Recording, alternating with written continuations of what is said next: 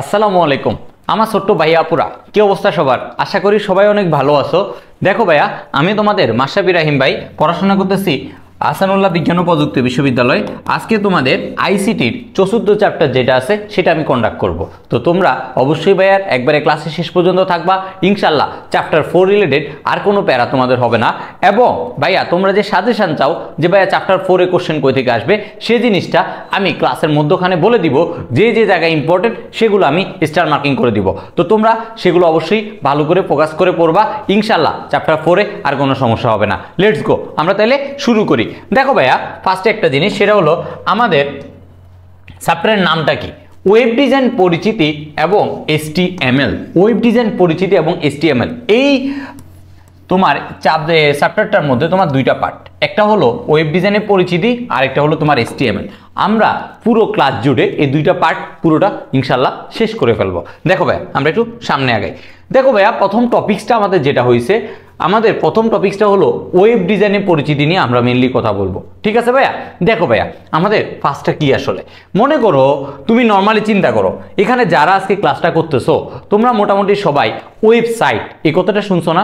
Website, যেমন দেখো আমাদের কেমিস্ট্রিওয়ালার ওয়েবসাইট আছে, ওয়েবসাইটের মাধ্যমে আমরা এখন কোর্সগুলো কন্ডাক্ট করতেছি। এরপরে তোমরা বিভিন্ন জায়গায় মনে করো ছেলেরা যারা আছে তারা শপিং করার জন্য, বিভিন্ন পারফিউম কেনার জন্য ওয়েবসাইটগুলো স্ক্রল করে, মেয়েরা তাদের মেকআপ আইটেমগুলো কেনার জন্য ওয়েবসাইটগুলো স্ক্রল করে। এগুলো করার মাধ্যমে আসলে ওয়েবসাইটগুলোতে কি হয় এই জিনিসটা আমরা একটু দেখবো ভাইয়া। দেখো ভাই, এখানে একটা কথা লিখছে, ওয়েব পেজ হলো এক ধরনের ওয়েব ডকুমেন্ট যা বিভিন্ন দেশের সার্ভারে রাখা হয় এবং যে কোনো ইন্টারনেট ব্যবহারকারী ব্রাউজারের মাধ্যমে যে কোনো জায়গা থেকে দেখতে পারে। অর্থাৎ দেখো, তুমি কেমিস্ট্রিওয়ালার একটা, যখন আমাদের CWর তুমি যখন ওয়েবসাইটে যাবা, দেখবা প্রথমে একটা পেজ আসবে, যে একটা পেজ আসবে, মনে করো সেটা হলো তোমার হোম পেজ। এরপরে তুমি ওই জায়গা থেকে মনে করো যাচ্ছ তুমি অ্যাডমিশনে অথবা একাডেমিকে, মানে ওয়েবসাইটে আমি বিভিন্ন পার্টগুলোর কথা বলতেছি, একাডেমিকে, অথবা মনে করো এখানে আরও আছে HSC 26, 25 যেগুলো আছে, এগুলোর মধ্যে তুমি বিভিন্ন পেজগুলোতে ঢুকতেছো। এগুলোকে এক একটা ওয়েব পেজ বলা হয়ে থাকে। কি বলা হয়ে থাকে ভাইয়া? Web page. ওয়েব পেজে লেখা অডিও, ভিডিও, স্থিরচিত্র, অ্যানিমেশন ইত্যাদি থাকতে পারে। এখন দেখো ভাইয়া, এই যে আমরা ওয়েবসাইটগুলো আছে আমাদের, এই ওয়েবসাইটগুলোর মধ্যে ওয়েব পেজ যে আমাদের আলাদা আলাদা আছে, ওয়েব পেজগুলোর মধ্যে আমাদের ছবিও যুক্ত করতে পারি, আমরা চাইলে অডিও যুক্ত করতে পারি, আমরা চাইলে ভিডিও যুক্ত করতে পারি, আমরা চাইলে অ্যানিমেশনও যুক্ত করতে পারি। তুমি কেমিস্ট্রিয়াল ওয়েবসাইটে গেলে কি করতে পারো? কেমিস্ট্রিয়াল ওয়েবসাইটে গেলে কি হয়, ওইখানে ছবি আছে, তারপর তোমার আছে কি আমাদের যে ক্লাসগুলো আছে, ভিডিও আছে, ভাইয়ারা কথা বলতেছে এটার অডিও আছে, বিভিন্ন লেখা আছে, তারপরে অ্যানিমেশন আছে বিভিন্ন ক্লাসগুলোর মধ্যে। তাহলে কি সব জিনিসে এই জায়গায় থাকতে পারে ভাইয়া। ঠিক আছে? দেখো, এরপরে একটা ওয়েবসাইটের স্বতন্ত্র কোনো পেজকে ওয়েব পেজ বলা হয়ে থাকে। এখন দেখো ভাইয়া কি বলছে, একটা ওয়েবসাইটের স্বতন্ত্র কোনো পেজকে ওয়েব পেজ বলা হয়ে থাকে। একটা ওয়েবসাইটের স্বতন্ত্র পেজ মানে কি? এই যে আমার ওয়েবসাইট, যেটা মনে করো আমাদের কেমিস্ট্রিওয়ালার যে ওয়েবসাইটটা আমি কথা বলছি তোমাদেরকে, এই কেমিস্ট্রিওয়ালার ওয়েবসাইটটার মধ্যে আমার যে পেজগুলো আছে, এই যে পেজগুলো আছে এগুলো এক একটা স্বতন্ত্র। ঠিক আছে? এদেরকে কি বলা হয়ে থাকে? ওয়েব পেজ বলা হয়ে থাকে। এখন ভাইয়া একটা জিনিসের জায়গায় আসে, সেটা হলো আমরা ওয়েবসাইটগুলোতে তোমার এই PDF ফাইলও অনেক বেশি ইউজ করি। এখন দেখো PDF ফাইল, আসলে আমরা নর্মালি যারা আছে মোটামুটি সবাই এই PDF, এই শব্দটা কিন্তু সবাই শুনছি, কিন্তু তোমার PDF এর ফুল ফর্মটা কি সেটা আমরা অনেকে জানি না। এখানে কি? Portable document file. এটা আমাদের MCQর জন্য ইম্পর্টেন্ট ভাইয়া। কি ইম্পর্টেন্ট? MCQর জন্য। এরপরে আসো, দেখো ওয়েবসাইট, আমরা মোটামুটি ওয়েব পেজ সম্বন্ধে অলরেডি জেনে গেছি। ওয়েব পেজ কি এই জিনিসটা আমরা অলরেডি বুঝে গেছি। এখন আমরা কি বুঝবো? ওয়েবসাইট। ওয়েবসাইট কি? একই ডোমেনের অধীনে সার্ভারে রাখা পরস্পর সংযুক্ত এক বা একাধিক ওয়েব পেজের সমষ্টিকে ওয়েবসাইট বলা হয়ে থাকে। এখন দেখো ভাইয়া, আমাদের যে ওয়েবসাইটটা কেমিস্ট্রিওয়ালার আছে, এই কেমিস্ট্রিওয়ালার ওয়েবসাইটটাতে কি হয়েছে ভাইয়া? মনে করো এই কেমিস্ট্রিওয়ালার ওয়েবসাইটটাতে তোমার ফিজিক্সের একটা ওয়েব পেজ আছে, কেমিস্ট্রি একটা ওয়েব পেজ আছে, তারপর ম্যাথের একটা ওয়েবসাইট আছে, ICT একটা ওয়েবসাইট আছে, তারপর বায়োলজির একটা ওয়েবসাইট আছে, এই ওয়েব পেজ আছে, সরি, ওয়েব পেজগুলো সবগুলো যুক্ত হয়ে একটা ওয়েবসাইট তৈরি করছে। কি তৈরি করছে ভাইয়া? ওয়েবসাইট তৈরি করছে। তাইলে কি অনেকগুলো ওয়েব পেজ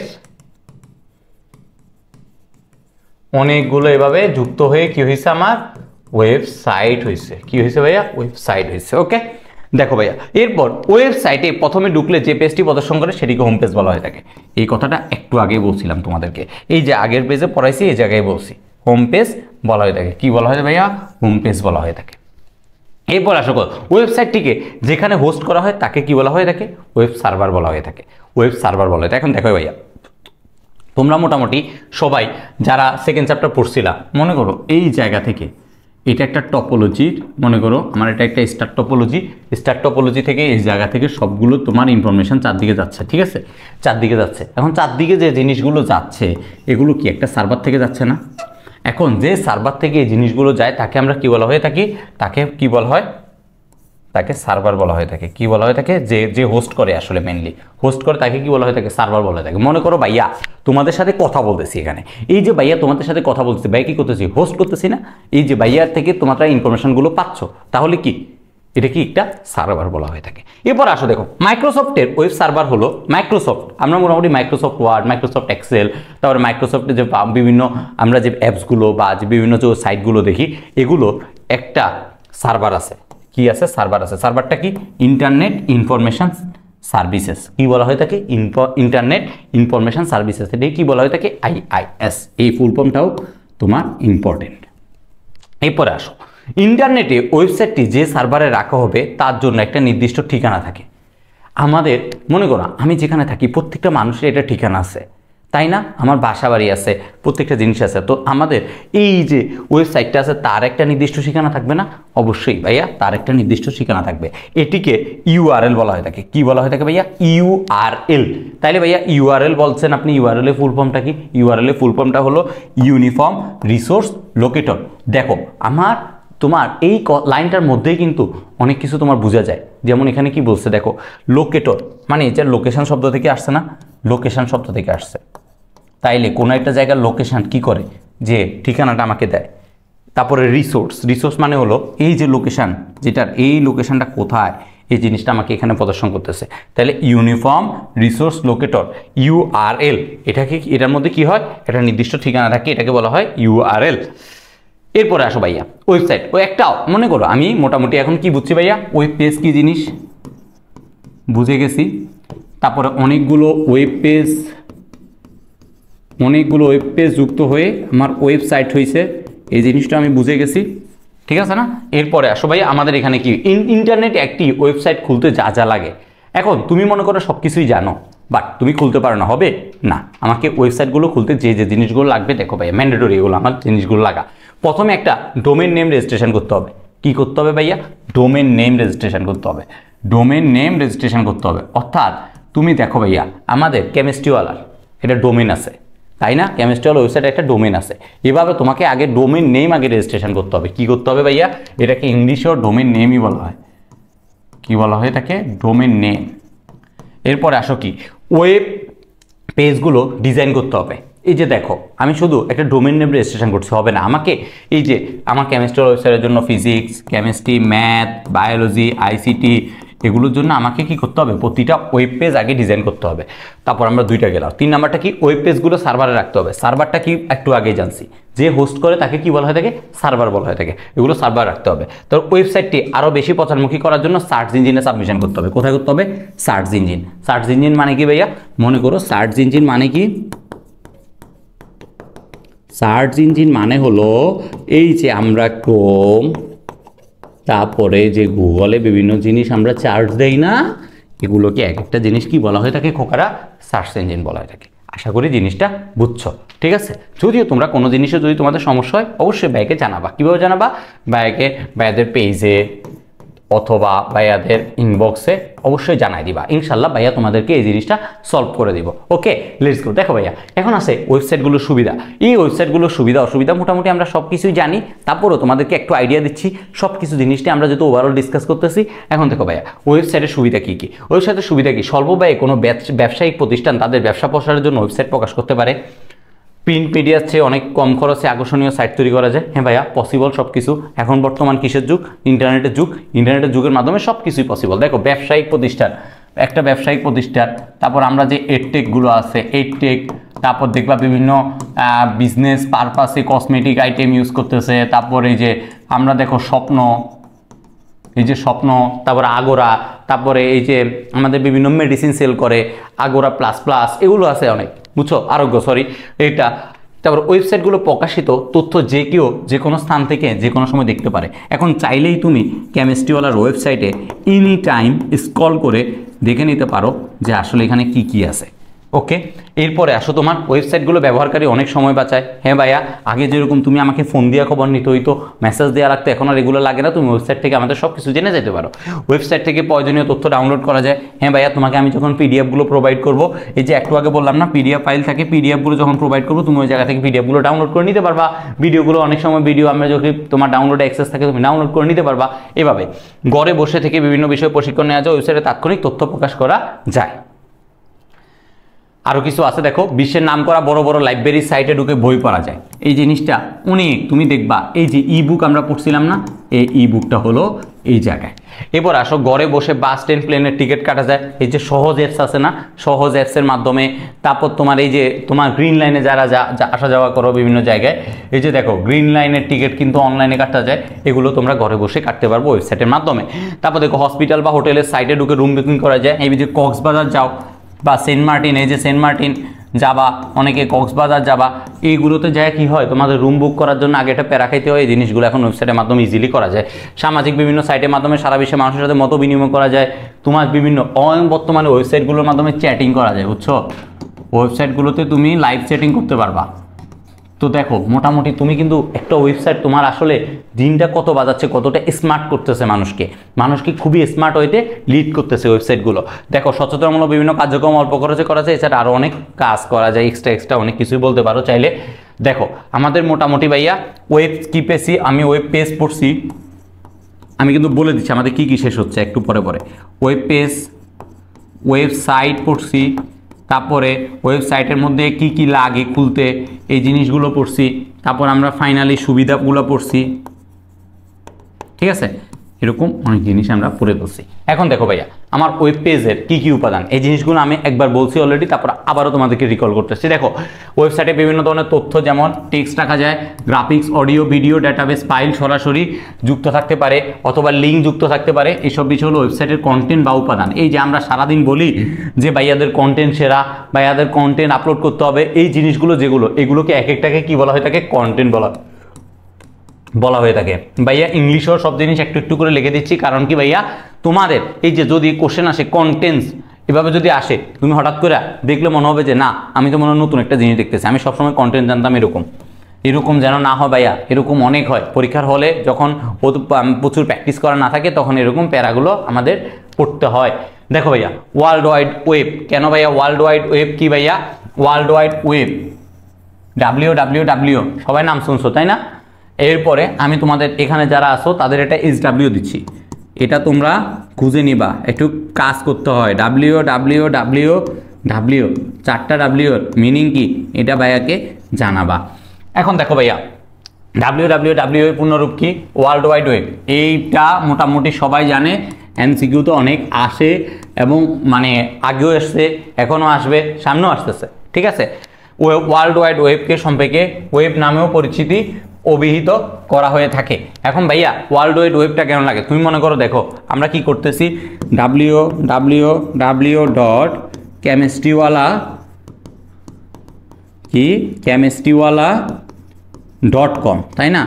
এই যে দেখো আমার ওয়ার্ল্ড ওয়াইড ওয়েবের মধ্যে এই জিনিসটা লিপিবদ্ধ করা আছে অলরেডি, কি আছে ভাইয়া, লিপিবদ্ধ করা আছে। তুমি দেখবা প্রতিটা ওয়েবসাইটের আগে আমরা কি ইউজ করি, www. এটা মোটামুটি কমন, সবাই জানো, সবাই ইউজ করো, ঠিক আছে না ভাইয়া। ওকে আসো দেখো আইপি অ্যাড্রেস, আমরা কি বলছিলাম একটা ওয়েবসাইট খুলতে হলে আমাকে প্রথমে ডোমেইন নেম রেজিস্ট্রেশন করতে হবে তাই না, ডোমেইন নেম রেজিস্ট্রেশন করতে হবে। এখন ভাইয়া আসো আইপি অ্যাড্রেসটা আসলে কি, ইন্টারনেটে যুক্ত প্রতিটা কম্পিউটারে একটা নির্দিষ্ট ঠিকানা থাকে, এই ঠিকানাকে আইপি অ্যাড্রেস বলা হয়ে থাকে। কি বলা হয়ে থাকে ভাইয়া, আইপি অ্যাড্রেস বলা হয়ে থাকে। এখন দেখো বলো মাশরাফি ভাইয়া ঢাকার এই জায়গায় এই প্লেসে থাকে, ভাইয়ার একটা ইউনিক মানে পরিচিতি আছে, ইউনিক কোন জায়গায় থাকে ওই জিনিসটা ভাইয়ার একটা আছে। সেম জিনিস ভাই প্রতিটা কম্পিউটার যে যুক্ত আছে, এই যে তাদের একটা ঠিকানা আছে, এই ঠিকানাগুলোকে কি বলা হয়ে থাকে ভাইয়া? আইপি অ্যাড্রেস বলা হয়ে থাকে। কি বলা হয়ে থাকে? আইপি অ্যাড্রেস বলা হয়ে থাকে। আইপি মানে কি তোমার? আইপি মানে হলো ইন্টারনেট প্রোটোকল। কি ভাইয়া? Internet protocol. এখন দেখো তোমার যে অ্যাড্রেসটা আছে এটা একটা প্রোটোকল মেনটেন করে না? অবশ্যই একটা প্রোটোকল তোমাকে মেনটেন করে। সরি ভাইয়া। এখন দেখো ভাইয়া, এই যে আইপি অ্যাড্রেসের পুনরায় একটু আগে বললাম ইন্টারনেট প্রোটোকল অ্যাড্রেস, প্রতিটা আইপি অ্যাড্রেসে ইউনিক হয়। এই যে বললাম একটু আগে বলছি, আমার কথার মধ্যে কিন্তু সব জিনিস চলে আসতেছে। ইউনিক হয়। ইউনিক হয় না তোমার? কি হয় বললাম না? ইউনিক। কিভাবে ইউনিক হয়? তোমার ঠিকানা, মনে করো আমার নাম মাশরাফি, আমার চেহারা এমন, আমি দেখতে এমন, এই জিনিসগুলো আমার সাথে অন্য কারো এই ধরনের ক্যারেক্টার সবকিছু মিলবে না। তো আমার একটা ইউনিকনেস আছে। তুমি দেখো মোটামুটি আমরা যারা বায়োমেট্রিক্স পড়াশোনা করছো না, বায়োমেট্রিক্স যখন আমি পড়ছি তখন আমি কি বলছি? আল্লাহ সৃষ্টির মধ্যে প্রতিটা মানুষের মধ্যে কোনো না কোনো পার্থক্য থাকে। আমার হাতের আঙ্গুলের চাপ তারপরে তোমার হাতের আঙ্গুলের চাপের সাথে মিলবে না, আমার কণ্ঠস্বর তোমার কণ্ঠস্বরের সাথে মিলবে না, আমার চোখের যে আইরিসটা আছে এটার সাথে তোমার চোখের আইরিসটা মিলবে না। এভাবে প্রত্যেকটা জিনিস কিছু না কিছু ইউনিক আছেই। তো সেমভাবে আমাদের যে ওয়েবসাইটে যতগুলো তোমার আইপি অ্যাড্রেস আছে সবগুলো ইউনিক হয়। আইপি অ্যাড্রেসগুলো দিয়ে একটি সার্ভার আরেকটা সার্ভারে ডাটা ট্রান্সফার করে। এই যে দেখো, মনে করো তোমার বাসার যে ওয়াইফাই আছে না, তোমার বাসায় যে ওয়াইফাই আছে, তারপর তুমি যে মোবাইলটা কিনছো, এগুলো সবগুলোর একটা আইপি অ্যাড্রেস থাকে। ঠিক আছে ভাইয়া? এই আইপি অ্যাড্রেসগুলো আমাদের কি করে? একটা জায়গা থেকে আরেকটা জায়গায় ডেটা ট্রান্সফার করতে ইজি হয়। ঠিক আছে? কারণ তোমার বাসা, মনে করো, চিন্তা করো আমি যেভাবে কথা বলতেছি, আমি যেভাবে নর্মালি কথা বলতেছি, আমি যেভাবে ডেটাগুলো ট্রান্সফার করতেছি, কম্পিউটারকে আমার এই মুখের ভাষা বাংলা ভাষা বুঝে? একটা কম্পিউটার মনে করো বাংলাদেশে চালানো হচ্ছে, ইন্ডিয়াতে চালানো হচ্ছে, পাকিস্তানে চালানো হচ্ছে, জাপানে চালানো হচ্ছে, অস্ট্রেলিয়াতে চালানো হচ্ছে, অনেক জায়গায় বিভিন্নভাবে কম্পিউটার চালানো হচ্ছে। এখন কম্পিউটার প্রত্যেকজনের ভাষা কীভাবে বুঝে? তারা এই ভাষাগুলোকে ট্রান্সলেট করে ফেলে, ট্রান্সলেট করে তাদের নিজের রূপান্তর ভাষায় নিজে নিয়ে যায়, তারপর তারা ডাটাগুলো ট্রান্সফার করে। তাহলে এই যে কি করে? এই আইপি অ্যাড্রেসগুলোর মাধ্যম দিয়েই তারা একটা সার্ভার আরেকটা সার্ভার ডাটা ট্রান্সফার করে। ঠিক আছে ভাইয়া? এখন দেখো ভাইয়া, এখানে একটা সংস্থা থাকে এই ব্যবস্থাপনা করার জন্য। এই সংস্থাটা কি আসলে? সংস্থাটা হলো IANA। কি ভাইয়া? IANA। এখন এটার ফুল ফর্ম আমাদের অনেক বেশি ইম্পর্টেন্ট ভাইয়াদের যে সাজেশন বইটা আছে ওই সাজেশন বইতে এই ফুল ফর্মগুলো সবগুলো অ্যাড করা আছে। ঠিক আছে ভাইয়া? এখন দেখো ভাইয়া, IANA মানে কি? Internet assign numbers authority. কি ভাইয়া? ইন্টারনেট অ্যাসাইন নাম্বারস অথরিটি সংস্থাটি তোমার ব্যবস্থাপনা করে থাকে। ইন্টারনেট প্রোটোকল ভার্সন 4 IPv4 এর একটা আইপি অ্যাড্রেস গড়ে উঠে 32 বিট ব্যবহার করে। আমরা IPv4 and IPv6 এই দুইটা জিনিসের ডিফারেন্স অনেক বেশি ইম্পর্টেন্ট ভাইয়া। আমরা ওই দুইটা জিনিসও পড়বো ইনশাল্লাহ। লেটস গো, আমরা একটু সামনে দেখি কি আছে। এরপরে আসো ভাইয়া, একটা আইপি অ্যাড্রেসকে 3 ভাগে প্রকাশ করা যায়। একটা আইপি অ্যাড্রেসকে কয় ভাগে প্রকাশ করা যায়? 3 ভাগে প্রকাশ করা যায় ভাইয়া। Important for MCQ, important for MCQ. আমরা দেখো মোটামুটি আমরা কিন্তু ডিপের মধ্যে ঢুকতেছি আস্তে আস্তে। এখন আমাদের কি করতে হবে? একটু মনোযোগটা বৃদ্ধি করতে হবে। মনোযোগ যদি বৃদ্ধি না করো তাহলে কিন্তু হবে না ভাইয়া। কিন্তু মোটামুটি গল্প করার মাধ্যমে তোমাদের জিনিসগুলো শেষ করব। তোমরা জাস্ট ভাইয়ার সাথে একটু মনোযোগ দিয়ে লাস্ট পর্যন্ত থাকতে হবে ইনশাল্লাহ। দেখো ভাইয়া, ডটেড ডেসিমাল কি হয় ভাইয়া? Dotted decimal. এই ডটেড ডেসিমালটা কিভাবে হয় দেখো, 203.91139.2। এখানে কি এই সংখ্যাগুলো যেগুলো আছে যেগুলো কি ডেসিমাল না? তোমরা যারা সংখ্যা পদ্ধতি পড়বা, সংখ্যা পদ্ধতিতে কয় ধরনের সংখ্যা পদ্ধতি আছে? 4 ধরনের সংখ্যা পদ্ধতি আছে। কি কি আছে? বাইনারি, তারপরে আছে কি ভাইয়া? অক্টাল, তারপরে আছে ডেসিমাল, তারপরে আছে কি ভাইয়া? হেক্সাডেসিমাল, তাই না? হেক্সাডেসিমাল। এই জায়গায় দেখো আমার কম্পিউটার, এই যে এখানে আরেকটা তোমাকে একটা জিনিস ইনফো বলে রাখি, বাইনারি। কম্পিউটার সবসময় বাইনারি ভাষায় কথা বুঝে। ঠিক আছে? তাহলে কি 0 আর 1 এই দুইটা সবসময় বেশি বুঝে। এখন দেখো ভাইয়া, এই জায়গায় যে শব্দ 203 আছে এটা কি আমার দশমিকের মধ্যে পড়ে? 91 দশমিকের মধ্যে পড়ে, 19139 এগুলো দশমিকের মধ্যে পড়ে। তাইলে আমার এটাকে কি বলা হয়ে থাকে? ডটেড ডেসিমাল বলা হয়ে থাকে। বুঝছো আশা করি? এরপর আসো ভাইয়া বাইনারি। এই যে বাইনারি ভাষায় কথা বলতে পারে, হেক্সাডেসিমেলে বুঝতে পারে। তাইলে যদি কোশ্চেন আসে কম্পিউটার আসলে কোনভাবে আইপি অ্যাড্রেসগুলোকে প্রকাশ করা যায় না? অক্টালে প্রকাশ করা যায় না, আর বাকি 3টা রূপে প্রকাশ করা যায়। ডটেড ডেসিমালে করা যায়, বাইনারিতে করা যায়, হেক্সাডেসিমেলে করা যায়। ওকে? আইপি অ্যাড্রেসের জন্য সংখ্যা মনে রাখা কষ্টকর, তাই মনে রাখার জন্য ডোমেন নেম ব্যবহার করা হয়। এই যে দেখো, তোমাকে যদি আমি বলি যে এই 2 1 3 2 5 6 7 8 2000 5000 এই ডট ডট এরকম যদি আমি অনেকগুলো সংখ্যা বলি, তুমি কি মনে রাখতে পারবা? না ভাইয়া, মনে রাখা তোমার জন্য পসিবল না। কিন্তু তোমাকে যদি বলি যে এই সংখ্যাটা পুরোটার নাম হলো মাশরাফি, তাহলে তো মনে রাখতে পারবা খুব ভালো করে, তাই না? মাস্টার সাহেব অনেক দুষ্টামি করে, ক্লাসে ভালো পড়ায় না, আমরা মনোযোগ দিয়ে ক্লাস করি তারপরেও বুঝি না, এসব জিনিস তোমরা কিন্তু ঠিকই বলতে পারবা। যখন তুমি এই জিনিসটা ভাইয়ার নামটা কিন্তু মনে রাখতে পারবা ইজি, কিন্তু এই সংখ্যাটা মনে রাখাচ্ছে, তাইলে আমাদের কি হবে ভাইয়া? এই যে আইপি অ্যাড্রেসে সংখ্যা থাকে এরকম, কিন্তু আমরা এই জিনিসটাকে মনে রাখার জন্য ডোমেন নেম ইউজ করব, যেন এই জিনিস যেটা আছে এটার আসলে ডোমেন নেমগুলো কি হয়, ওই জিনিসগুলো আমরা ইউজ করব। এই জন্য আমাদের যখন আমরা ওয়েবসাইটে তোমার একটা ওয়েবসাইট তৈরি করার জন্য কি হয়, একটা ডোমেন নেম রেজিস্ট্রেশন করতে হয় না? এই ডোমেন নেমটার মধ্যে আমার আইপি অ্যাড্রেস কিন্তু ভিতরে ছিল, ঠিক আছে? দেখো ভাইয়া, আইপি অ্যাড্রেস মূলত দুইটি কাজ করে। আইপি অ্যাড্রেসকে প্রকাশ করা যায় কয় ভাবে? 3 ভাগে। কাজ করে কয়টা? 2টি কাজ করে থাকে। যথা একটা দেখো, হোস্ট বা নেটওয়ার্ক ইন্টারফেস খুঁজে বের করে যাতে ব্যবহারকারী অন্য সার্ভারের সাথে কানেক্ট হতে পারে, বিকজ কি বলো, তারা যেন ডেটা ট্রান্সফার করতে পারে, কানেক্ট হয়ে কি করবে? ডেটা ট্রান্সফার করবে। এবার আসো, নেটওয়ার্ক ব্যবহারকারীর অবস্থান চিহ্নিত করে। আগে তো তোমাকে নেটওয়ার্ক ব্যবহারকারীর অবস্থান চিহ্নিত করতে হবে, তাই না? ও কোথায় আছে, কার কাছে পাঠাবো, ওর ঠিকানা আগে পাঠাতে হবে। দেখো ভাইয়া, এখানে একটা জিনিস বলছে, এই যে দেখো, first octet, second octet, third octet, fourth octet, এগুলো আছে। এগুলো কি হয়েছে? এই যে দেখো, এগুলোকে সবগুলোকে আমার কি করা হয়েছে? আগে বাইনারিতে রূপান্তর করা হয়েছে। বাইনারিতে রূপান্তর করার পর এটা হলো বাইনারি নোটেশন, বাইনারি নোটেশন থেকে আমাকে ডটেড ডেসিমালে নিছে, ঠিক আছে? এগুলো কি আমার এই যে আইপি অ্যাড্রেসগুলো প্রকাশ করার জন্য আমরা যেটা জিনিস ইউজ করছি না, ওগুলোতে আমাদের নিয়ে গেছে। আমরা এটা কিসে বসে করছে? বাইনারি নোটেশনে করছে, তারপর ডটেড ডেসিমাল নোটেশনে করছে, ঠিক আছে ভাইয়া? আশা করি বুঝছো। লেটস গো, সামনে আগে। এরপর আসো, অনেক কিছুই বুঝছি ভাইয়া। এখন ভাইয়া আরও কিছু গুরুত্বপূর্ণ বিষয় নিয়ে আমরা এখন ডিসকাস করব, যেন আমাদের এই ওয়েবসাইট রিলেটেড এই জায়গাগুলো থেকে এখন যেগুলো আমরা পড়বো, এই জায়গাগুলো থেকে কোশ্চেন তোমাদের মোটামুটি থাকবে অনুধাবনমূলকে, ঠিক আছে? অনুধাবনমূলকে এই জায়গাগুলো থেকে কোশ্চেন আসে। দেখো ভাই, আমাদের গুরুত্বপূর্ণ যে বিষয়গুলো আছে এগুলো নিয়ে একটু কথা বলি। ফার্স্ট হলো ক্লায়েন্ট। ক্লায়েন্ট কি? যে সকল কম্পিউটার সার্ভারে সংরক্ষিত ডেটা ব্যবহার করে তাকে ক্লায়েন্ট বলা হয়ে থাকে। এখন দেখো, মনে করছি কি, যে সকল কম্পিউটার সার্ভারে সংরক্ষিত ডেটা ব্যবহার করে, এই যে আমার সার্ভার যেটা বললাম, সার্ভার কি এই জিনিসটা আমরা প্রথমে বলেছি, সার্ভারে সংরক্ষিত ডেটা ট্রান্সফার করে ব্যবহার করে তাকে কি বলা হয়? ক্লায়েন্ট বলা হয়ে থাকে। ক্লায়েন্ট আমরা বলি না, সে আমার বিজনেসে একটা ক্লায়েন্ট, কারণ কি? সে আমার এই ডেটাগুলো ইউজ করে, সে আমার বিজনেসের অনেকগুলো কাজে আসে এবং সে আমার থেকে বিজনেস করে। এটি কি? এটি কিবোর্ড, মনিটর, মাউস ইত্যাদির মাধ্যমে অ্যান্ড ইউজারের সাথে সরাসরি কাজ করে থাকে। ইউজারের সাথে সরাসরি কি করে? ক্লায়েন্ট সরাসরি কি করে? ইউজারের সাথে কাজ করে। তাইলে কি হবে? এখানে মনে করো ক্লায়েন্ট সরাসরি কি করে? ইউজারের সাথে যুক্ত থাকে। এরপরে আসো কি ভাইয়া, ওয়েব সার্ভার। এই যে ওয়েব সার্ভার কি, আমরা একটু আগে বলছিলাম যে ইন্টারনেটের সাথে সংযুক্ত যে সার্ভার ওয়েব পেজ বা ওয়েবসাইটগুলো সংরক্ষিত বা প্রদর্শিত থাকে তাকে ওয়েব সার্ভার বলা হয়ে থাকে। ওয়েব পোর্টাল, এই জিনিসটা অনেক বেশি ইম্পর্টেন্ট ভাইয়া।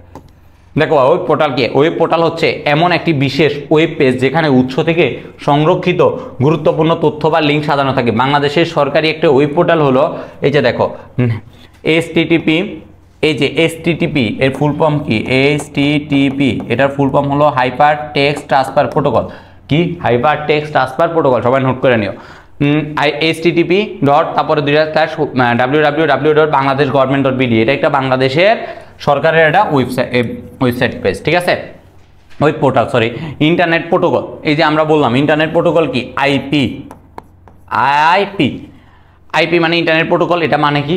দেখো ভাইয়া, কম্পিউটার থেকে কম্পিউটারে যোগাযোগের নির্দিষ্ট নিয়ম নীতিকে প্রোটোকল বলা হয়ে থাকে। নির্দিষ্ট নিয়ম নীতিকে কি বলা হয়ে থাকে? প্রোটোকল। এখন দেখো ভাইয়া, একটু আগে বলছিলাম তোমার বাসায় যদি আমাকে আসতে হয় কিছু প্রোটোকল তোমাকে মেনটেন করতে হবে। যেমন ভাইয়া, মনে করো আমি তোমার বাসায় যাব, বাসায় আসার জন্য অবশ্যই আমাকে নিচের গেট আগে, তোমার বাসার গেটে আসলাম, নিচের গেটটা আগে খুলতে হবে, দারোয়ানকে পরিচয় দিতে হবে, তারপর উপরে আসতে হবে, উপরে আসা তোমাকে আবার কলিং বেল দিতে হবে, তারপর তোমার বাসার গেট খুলবা। এইভাবে আমাকে বিভিন্ন প্রোটোকল তোমার মেনটেন করতে হয়।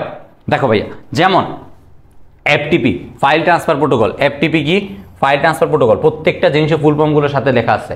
কোশ্চেন যদি আসে এই জিনিসটা মাথায় রেখো, ঠিক আছে। এফটিপি কি? File transfer protocol. নেট বুয়েল, এফএল টক, তারপরে এসএমটিপি।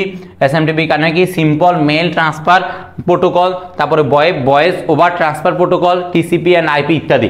এর মধ্যে ইন্টারনেট ব্যবহার প্রোটোকল হচ্ছে টিসিপি অ্যান্ড আইপি। এই জিনিসটা এমসিকিউর জন্য ভাইয়া ইম্পর্টেন্ট, এটা এমসিকিউর জন্য ইম্পর্টেন্ট। যেগুলো বলছি এক একটা আমার প্রোটোকলগুলো বলা হয়ে থাকে। এরপরে দেখো আমার এইচটিটিপি, একটু আগে বলছি এটা কি hyper text transfer protocol. HTTP হলো এমন একটি অ্যাপ্লিকেশন লেভেল প্রোটোকল, নিয়ম নীতি, যা লেভেল মানে প্রোটোকল মানে হলো নিয়ম নীতি। এই যে বললাম কিছু নিয়ম নীতি আমাকে তোমার বাসায় ঢোকার জন্য মেনটেন করতে হবে, যা ওয়েব সার্ভার এবং ক্লায়েন্ট কম্পিউটারের মধ্যে ডেটা আদান প্রদান করে থাকে। কি করে থাকে? আমার ওয়েব সার্ভার প্লাস আমার যে ক্লায়েন্ট আছে, এই ক্লায়েন্টের মধ্যে কি করে? ডেটা আদান প্রদানে হেল্প করে কে? এইচটিটিপি। এই যে বললাম না, একটা আরেকটার সাথে যুক্ত হয়ে কি করে? ডেটা ট্রান্সফার করে।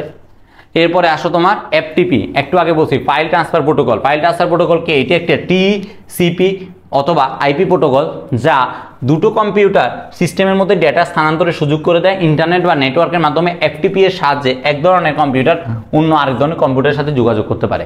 মোটামুটি আমাদের কম্পিউটারগুলো কাজই হলো এটা, একটার সাথে যুক্ত হয়ে ডাটাগুলো ট্রান্সফার করা। ঠিক আছে ভাইয়া? সহজ ভাষায় আপলোড করা, এই জিনিসটা তোমরা জানো মোটামুটি। ডাউনলোড করা, এটাও তোমরা মোটামুটি জানো।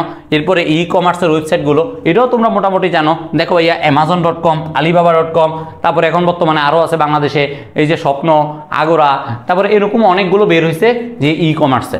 ঠিক আছে, বুঝছো? এরপরে আসো ভাইয়া ব্লগ ওয়েবসাইট। বিভিন্ন ব্যক্তিগুলো আছে ব্লগার, যে যারা ব্লগ করে মোটামুটি জানো। এখন ফুড ব্লগার বাংলাদেশে বইরা গেছে, সেম জিনিস। বাংলাদেশে যারাই মোটামুটি কোনো ব্যক্তি বা কোনো নির্দিষ্ট এক বা একাধিক বিষয়ের উপর লেখা প্রকাশের উদ্দেশ্যে একটা ওয়েবসাইট করে, সে যারাকে ব্লগিং সাইট বা ব্লগ সাইট বলা হয়ে থাকে। নিউজ পোর্টাল, আশা করি এই জিনিসটা তোমরা সবাই জানো। নিউজ পোর্টাল কি? প্রত্যেকটা নিউজ পেপারের এক একটা পোর্টাল থাকে, যেমন প্রথমআলো.com, bbc.com, তারপর news24.com, এরা হলো এক একটা কি নিউজ পোর্টাল। তারপর ডিএনএস সার্ভার, এটা একটু ইম্পর্টেন্ট। ডিএনএস সার্ভারটা ইম্পর্টেন্ট। ডিএনএস এর ফুল ফর্ম কি? আমার ডোমেন নেম সিস্টেম। কি ভাইয়া? Domain name system. DNS server domain name বা ওয়েবসাইটকে আইপি অ্যাড্রেসে রূপান্তর করে। কি করে ভাইয়া? আমার ডিএনএস কি করে? ডিএনএস কি করে দেখো, আমার ডোমেন নেম বা ওয়েব অ্যাড্রেসকে আইপি অ্যাড্রেসে রূপান্তর করে। এই যে ডোমেন নেম যেটা আছে, একটু আগে বললাম না, আমার ডোমেন নেম, আমি একটা ডোমেন নেম দিই আইপি অ্যাড্রেসের মধ্যে। কেন দেই? আমার মনে রাখার সুবিধার্থে বা ইউজ করার সুবিধার্থে, সবার কাছে, ইউজারদের কাছে কমফোর্টেবল ফিল হওয়ার জন্য। সেই ডোমেন নেমটাকে আইপি অ্যাড্রেসে রূপান্তর করে কে? এই কোশ্চেনটা কিন্তু এমসিকিউর জন্য ভাইয়া অনেক বেশি ইম্পর্টেন্ট। ঠিক আছে, এটাকে ডিএনএস করে থাকে। এরপরে আসো ভাইয়া এসইও। এসইও এর পূর্ণরূপ কি? Search engine optimization. এই যে আমরা সবাই বলি যে ভাইয়া আমাকে ইউটিউবে কোনো একটা জিনিস আপলোড করতে হলে এসইও মেনটেন করতে হবে। কেন মেনটেন করতে হবে? আমার যেন সার্চ ইঞ্জিন অপটিমাইজেশন, মানে আমার টাইম কম লাগে, আমি কোনো একটা কিওয়ার্ড সার্চ দিলে যেন ভাইটাল জিনিসগুলো পেয়ে যাই। এই জন্য আমাকে সবসময় ইউটিউবের এসইও মেনটেন করতে হয়। ঠিক আছে, এরপর আসো ভাইয়া আইএসপি। আইএসপি মানে কি? আইএসপি এর পূর্ণরূপ হলো internet service provider. Internet service, ভাইয়া কি পরিমাণ আমরা যে ফুল ফর্ম পড়তেছি, তুমি বিশ্বাসই করতে পারবে না। প্রত্যেকটা ফুল ফর্ম খুব মনোযোগ দিয়ে মানে নোট করে ফেলবা। অবশ্যই আজকে ক্লাসটা যারা করতেছো নোট করবা, নোট না করলে জিনিসগুলো তোমার জন্য একটু প্যাথেটিক হয়ে যাবে। আইএসপি এর পূর্ণরূপ হলো ইন্টারনেট সার্ভিস প্রোভাইডার। যে সকল কোম্পানি ইন্টারনেটের সাহায্যে বিভিন্ন সার্ভিস প্রদান করে তাদেরকে কি বলা হয়ে থাকে? আইএসপি বলা হয়ে থাকে। যেমন godaddy.com, hostgator.com। আমরা মোটামুটি বিভিন্ন জিনিসগুলো, বিভিন্ন ওয়েবসাইট সংক্রান্ত বিভিন্ন এই যে বিভিন্ন টপিকসগুলো বা বিভিন্ন পার্টগুলো অলরেডি আমরা শেষ করে ফেলছি। ঠিক আছে, এই জিনিসগুলো আমাদের অনেক বেশি কাজে লাগবে, কারণ আমাদের অনুধাবন মূল্যকে এই যে আমি একটু আগে যেগুলো পড়ছিলাম 3 পেজ ধরে, এই 3 পেজ ধরে সবগুলোর মধ্যে যে কোনো একটা জিনিস দিয়ে আমাকে বলতে পারে এই জিনিসটা ব্যাখ্যা করো, এই জিনিসটার সম্বন্ধে তুমি কি বুঝো। ঠিক আছে ভাইয়া, এমসিকিউ তো ভাইয়া প্রতিটা লাইন থেকে আসতে পারে, তুমি জাস্ট বুঝে পড়ো, ইনশাল্লাহ কোনো প্যারা হবে না। ঠিক আছে, আমাদের চ্যাপ্টার 4 পড়ার ক্ষেত্রে আমাদের একটু উদাসীনতা আছে, আমরা চ্যাপ্টার 4টা ভালো করে বুঝি না। ঠিক আছে, কিন্তু এটা ওয়ার্ডের সাথে যদি তুমি ফিল করে পড়ো অবশ্যই তুমি ভালো করে পড়তে পারবা। দেখো ভাই, ওয়েব ব্রাউজার কতটার মধ্যে আছে দেখো। ওয়েব ব্রাউজার হলো ওয়ার্ল্ড ওয়াইড ওয়েব রিসোর্স থেকে তথ্য খুঁজে বের করা, ব্রাউজ করা। আমরা সবাই করি, মনে করি এই যে ব্রাউজার, আমাকে যাও আমি ক্রোম থেকে একটা ব্রাউজ করে কোনো একটা জিনিস বের করব।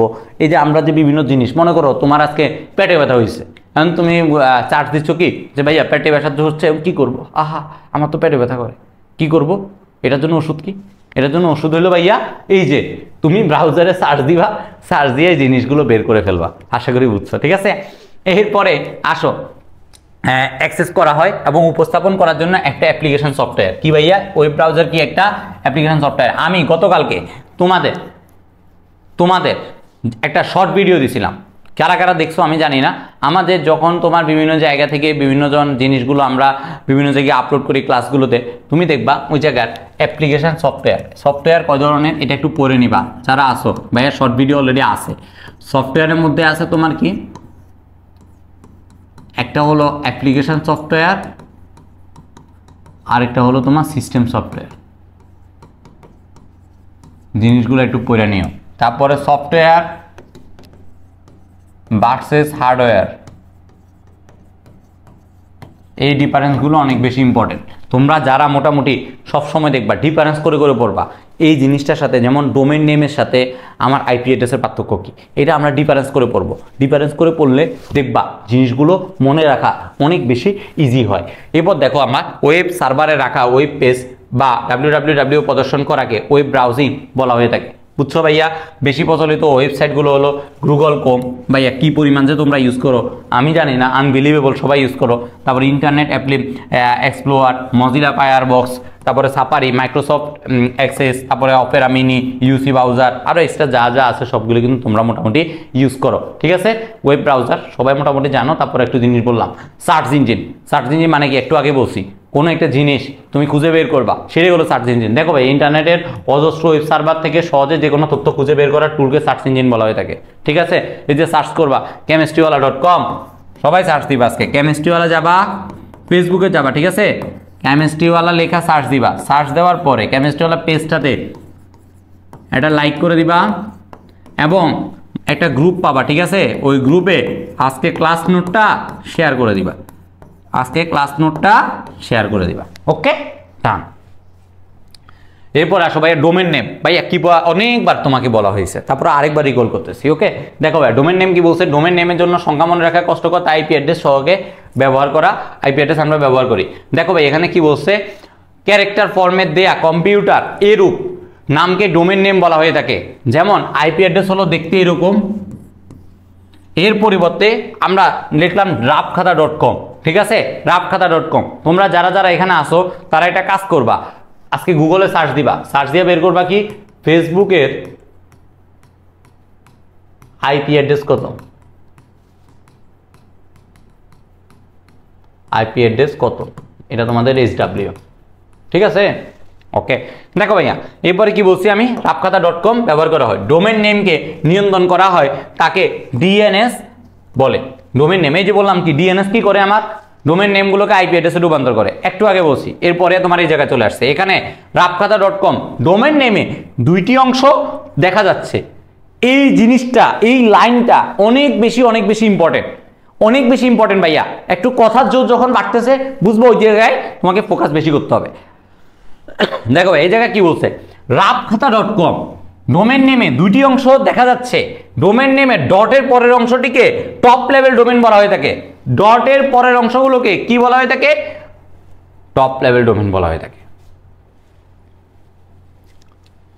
ইউআরএল, একটু আগে বলছিলাম ইউআরএল মানে কি, ইউনিফর্ম রিসোর্স লোকেটর, ওকে। দেখো ভাইয়া, তথ্য যোগাযোগ প্রযুক্তি একাদশ দ্বাদশ শ্রেণীর কোনো ওয়েব পেজকে প্রদর্শন করতে ওয়েব ব্রাউজারের ঠিকানা নির্দিষ্ট করে দিতে হয়। ইউআরএল বা ইউনিফর্ম বা ইউনিভার রিসার্চ লোকেটর হলো ওয়েবসাইটের একক ইউনিক ঠিকানা। প্রতিটা ইউআরএল এ থাকে কি থাকে, ওয়েব প্রোটোকল থাকে। প্রোটোকল জিনিসটা কি আমরা জানি। তারপরে ওয়েব সার্ভারের নাম, ওয়েব সার্ভার নেম থাকে, অথবা ডোমেন নেম থাকে, অথবা হোস্ট নেম থাকে, বা কম্পিউটার নেম থাকে। তাহলে আমার ডোমেন নেমের আরও কি নামে আমরা পরিচিত করতে পারি, এটাকে ওয়েব সার্ভার নেম নামে, হোস্ট নেম নামে, কম্পিউটার নেম নামেও আমরা এটা পরিচিত করতে পারি। এরপর সার্ভারে directly folder name, server directory, folder name, তারপর ডিরেক্টরি পাথ ইত্যাদিও থাকতে পারে। এরপর দেখো ভাইয়া, HTML ফাইল, যেমন HTML ফাইল নেম বা ডকুমেন্ট নেম ইত্যাদি আকারেও আমাদের এই যে ইউআরএল এ এই জিনিসগুলো আমাদের থাকতে পারে। কি হইতে ভাইয়া, এই 4টা পয়েন্ট আছে।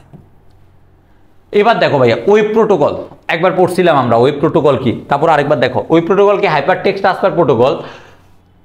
প্রোটোকল হলো তথ্য বিনিময়ের যোগাযোগের নিয়ম যা ওয়েব ব্রাউজারকে ওয়েব সার্ভারের সাথে যোগাযোগ করার অনুমতি দেয়। এই যে তুমি তোমার বাসায় আসার জন্য আমাকে বিভিন্ন প্রোটোকল মেনটেন করা লাগছে, বললাম না, সেই প্রোটোকলগুলো আমাকে মেনটেন করার জন্য তাহলে কি করা লাগছে, অনেক জায়গাগুলো থেকে অনুমতি নিতে হয়েছে। সাধারণত প্রায় সব ওয়েব অ্যাড্রেসেই শুরু হয় HTTP দিয়ে, বললাম না একটু আগে তোমাদেরকে আমি দেখালাম না, ওই যে বাংলাদেশের গভর্নমেন্টের যে ওয়েব পোর্টালটা দেখাইতেছিলাম তখন এখানে ছিল, দেখছো HTTP দিয়ে .দিয়ে এরকম ছিল, তাই না, এরকম। তারপরে আসো মানে ক্লোনটা কি ইউজ করা হয় প্রত্যেকটা জিনিসে ভাইয়া, HTML এবং প্রোগ্রামিংয়ের ক্ষেত্রে করার সময় অনেক বেশি সেন্সিটিভ এরা। কারণ কি তুমি দেখো ভাইয়া এই জায়গায় তোমার একটা ডট, তারপরে কোলন, তারপরে এই যে গেটার দেন, লেস দেন, এগুলো অনেক বেশি তোমার এই জায়গায় ইফেক্ট করে। এগুলো খুব তোমাকে ঠান্ডা মাথায় ইউজ করতে হবে, ঠিক আছে ভাইয়া। দেখো কোলনটা কি করে, URL প্রোটোকল অংশকে ওয়েব অ্যাড্রেসের অংশগুলো থেকে আলাদা করতে ব্যবহৃত হয়। তারপরে ডাবল স্ল্যাশ, ওই যে ডাবল স্ল্যাশ, এই যে ডাবল স্ল্যাশ ইউজ করছি না ভাইয়া, এই ডাবল স্ল্যাশ কেন ইউজ করছি, ডাবল স্ল্যাশ সার্ভারের সাথে যোগাযোগের বিষয়কে নির্দেশ করে। তাইলে দেখো প্রত্যেকটা জিনিস, একটা কোলন কিন্তু তোমার অনেক কিছু চেঞ্জ করে দিচ্ছে। সেম জিনিসটা তোমার লাইফে যে কোনো একটা জিনিস যদি তুমি ভালো করে ফিল করতে পারো, এটা তোমার করা উচিত। তুমি যখন ফিল করে নিতে পারবা তখন দেখবা তোমার লাইফটা পুরো চেঞ্জ হয়ে যাচ্ছে, ঠিক আছে না ভাইয়া। এভাবে আমাকে প্রত্যেকটা জিনিস করতে হবে। কি করতে হবে, প্রোটোকলে আমার এই যে ডাবল স্ল্যাশ, তারপরে কোলন কেন ইউজ করছি, এই জিনিসগুলো আমাদের জানতে হবে। এখন আমরা ওয়েব সার্ভার, এই যে এত জিনিস বারবারই একই জিনিস আসতেছে, কেন বারবার একই জিনিসগুলো পড়াইতেছি, একবার মুখে বলতেছি, এখন আবার প্রত্যেকটা জিনিস স্পেসিফিক আলাদা আলাদা করে পড়াইতেছি। বুঝতে হবে জিনিসগুলো, মাথার মধ্যে গাইতে রাখতে হবে। আমার ক্লাস যারা করবে তারা এই ক্লাসটা করলে এবং তারা রিভিশন অটো হয়ে যাবে। এই যে দেখো রিভিশনগুলো কেন হয়ে যাবে, আমি একটু আগে তোমাকে ওয়েব সার্ভার কী জিনিস পড়াইছি, তারপর তোমাকে HTML কী বলছি পড়াইছি, তারপরে এই যে ইন্টারনেটের প্রোটোকল কী জিনিস এগুলো পড়াইছি, সবগুলো পড়ানোর পরে আমি আবার ওই জিনিসগুলো আবার এই জায়গায় তোমাকে রিকল করতেছি। দেখো ভাই ওয়েব সার্ভার কি, সুনির্দিষ্ট একটা কম্পিউটার যেদিকে একটা ওয়েবসাইটগুলো আছে, ওয়ার্ল্ড ওয়াইড ওয়েব www মধ্যে তোমার থাকে www, এখানে rapkhata.com প্রতিষ্ঠানের নাম, এবং কম হলো টপ ডোমেন, যেটিকে বোঝানো হয়েছে এই যে দেখো এখানে একটা, আমরা একটু আগে যেটা লিখছিলাম আমাদের, সরি ওই যে একটা ছিল না www.rapkhata.com, আমার একটু আগে ছিল এটা থেকে এই কথাটা আসছে। দেখো ভাই এখানে রাপখাতা হলো প্রতিষ্ঠানটির নাম, এই যে রাপখাতা যেটা, এটা হলো আমার প্রতিষ্ঠানটির নাম, এবং কম হলো টপ লেভেল ডোমেনকে বোঝানো হয়েছে। আমি ওই জায়গায় যখন বলছিলাম না ডটের পরের অংশটিকে আমার টপ লেভেল ডোমেন বলা হয়ে থাকে, ঠিক আছে। সার্ভারের ডিরেক্টরি বা ফোল্ডার নেম, সার্ভারের মধ্যে ওয়েব পেজগুলো যে ডিরেক্টরি আছে, সার্ভারের মধ্যে ওয়েবসাইটগুলো তোমার সার্ভারের মধ্যে ওয়েব পেজগুলো যে ডিরেক্টরিতে আছে, ওয়েব ব্রাউজারে ডিরেক্টরি থেকে কাঙ্ক্ষিত ফাইলে খোলে প্রদর্শন করে। অর্থাৎ ডিরেক্টরি বা ফোল্ডার নেম যেগুলো আছে, আমরা একটা জিনিসও ফোল্ডারে সেভ করি না, সেম জিনিসটা একবারে জাস্ট নর্মাল জিনিসটাকে চিন্তা করো, ফোল্ডারে কি হয় ওই জিনিসটাকেই তোমরা এই জায়গায় ফিল করবা। তারপরে HTML ফাইল হলো নির্দিষ্ট কোনো পেজ, HTML হলো ফাইলটির এক্সটেনশন, ফাইলটির কি ভাইয়া এক্সটেনশন, ব্রাউজারকে নির্দিষ্ট করে ফাইলটি, তা হলো HTML। একটা ব্রাউজারকে নির্দিষ্ট করে কি HTML, বুঝছো আশা করি, মানে নর্মাল জিনিসগুলো বুঝছো। এবার আমি যে তোমাদেরকে যখন IP অ্যাড্রেস পড়াইছিলাম তখন আমি বলছিলাম যে ভাইয়া আমি তোমাদেরকে এই জায়গায় IPv4 এবং IPv6 এর ডিফারেন্সগুলো আমি তোমাদেরকে এই জায়গায় পড়াই দিব।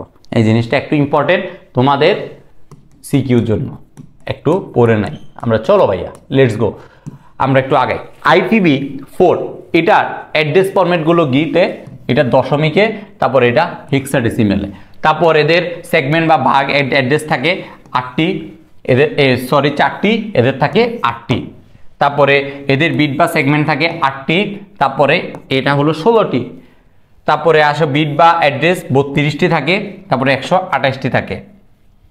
তাহলে সেগমেন্ট কয়টা থাকে 8টা, তারপরে তোমার অ্যাড্রেস কয়টা থাকে 32টা, সেগমেন্ট রেঞ্জ কত 0 থেকে 255 পর্যন্ত, আর এখানে কত 000 থেকে FFFFF, এই যে হেক্সাডেসিমেলে F এর মান কত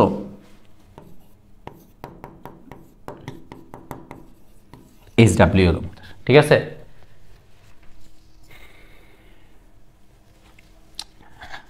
এরপরে আসো ভাইয়া আইপি অ্যাড্রেস এবং ইউআরএল এর মধ্যে ডিফারেন্স। আইপি অ্যাড্রেস এবং ইউআরএল এর মধ্যে ডিফারেন্সটা অনেক বেশি ইম্পর্টেন্ট। কেন? ইউআরএল কি uniform resource locator, IP address কি ভাইয়া ইন্টারনেট প্রোটোকল অ্যাড্রেস। দেখো ভাইয়া এটা পূর্ণরূপগুলো আগে বলে দিছে। তারপর আমার 2 নম্বরে কি বলছে, ডিএনএস সার্ভারের প্রয়োজন নেই, বাট ইউআরএল এর ক্ষেত্রে তোমার ডিএনএস সার্ভারের প্রয়োজন আছে। কিন্তু যখন তোমার ডোমেইন নেম আমরা যখন ইউজ করি তখন কিন্তু আমার আবার আইপি এই যে ডিএনএসটা ইউজ হয়। ডোমেইন নেমটা কি করে, ডিএনএসটা কি করে, তোমার ডোমেইন নেমকে আইপি অ্যাড্রেসে রূপান্তর করে।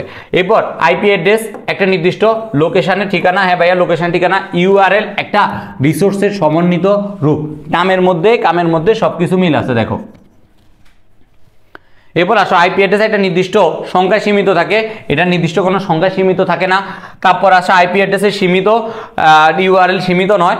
তারপর 2টা উদাহরণ এখানে দেওয়া আছে, এই যে একটা উদাহরণ দেওয়া আছে, তারপর এখানে আরেকটা উদাহরণ দেওয়া আছে। ওকে, আমরা কিন্তু স্লাইডগুলো তোমাদেরকে দিয়ে দিব, কোনো প্যারা নাই, এই স্লাইডগুলো তোমরা পেয়ে যাবা। তো স্লাইডগুলো যখন পেয়ে যাবা তখন তুমি স্লাইডের সাথে তুমি ক্লাসটা শুনবা, ইনশাআল্লাহ তোমার আর কোনো প্যারা হবে না। এরপর দেখো ভাইয়া আইপি অ্যাড্রেস এবং ডোমেইন নেমের মধ্যে তোমার যে পার্থক্যগুলো আছে এগুলো আরেকবার আরও কিছু তোমার এই জায়গায় দিছে। যেমন এখানে দিছে কি আইপি অ্যাড্রেস এবং ইউআরএল এর মধ্যে, আমি কি পড়ছি ফার্স্টেরটা আইপি অ্যাড্রেস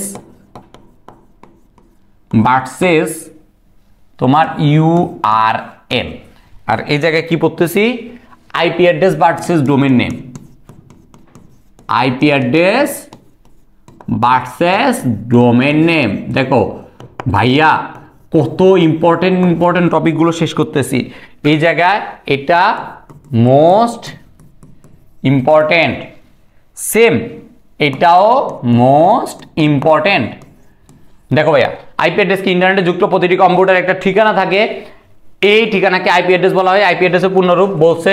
তারপরে ডোমেইন নেম কি, এই যে যেটা বললাম আমাদের তোমরা মোটামুটি জানা জিনিসগুলোকে আমরা আবার এই জিনিসগুলোকে রিকল করতেছি, সাজিয়ে এভাবে পড়তেছি। আইপি অ্যাড্রেসকে সহজে ব্যবহারযোগ্য করার জন্য ইংরেজি অক্ষরের কোনো নাম ব্যবহার করা হয়, ক্যারেক্টার ফর্মে দেয়া কম্পিউটারে এরূপ নামকে ডোমেইন নেম বলা হয়ে থাকে। ভাইয়া আমি তো সব কিছুই পড়াইছেন, আপনি এতক্ষণ ধরে আবার এভাবে পার্থক্য করে কেন পড়াইতেছেন, কোশ্চেন জাগতে পারে তাই না? এটা এই জন্যই পড়াইতেছি, কারণ কি জানো আমরা সবাই সুন্দর, মনে করো আমি সুন্দর, তারপরে তোমার বান্ধবী সুন্দর, সবাই সুন্দর। এখন তোমার বান্ধবী সুন্দর লাগার জন্য তুমি আরও বলতেছো যে তুমি আজকে একটু সাজগোজ করে আইসো, কেন বলছো? জিনিসগুলোকে আরও সুন্দরভাবে গোছানোভাবে দেখার জন্য। সেমভাবে আমাদের পড়াশোনাটাও সেম। তুমি দেখো তোমার আজকে কি হচ্ছে, চেহারা টেরা খারাপ লাগতেছে, তুমি ঘুম থেকে উঠছো, ফ্রেশ হইছো, মুখ টুক ধুইছো, ধোয়ার পরে একটু পারফিউম মায়ের একবারে ফ্রেশ ট্রেশ হয়ে বসছো।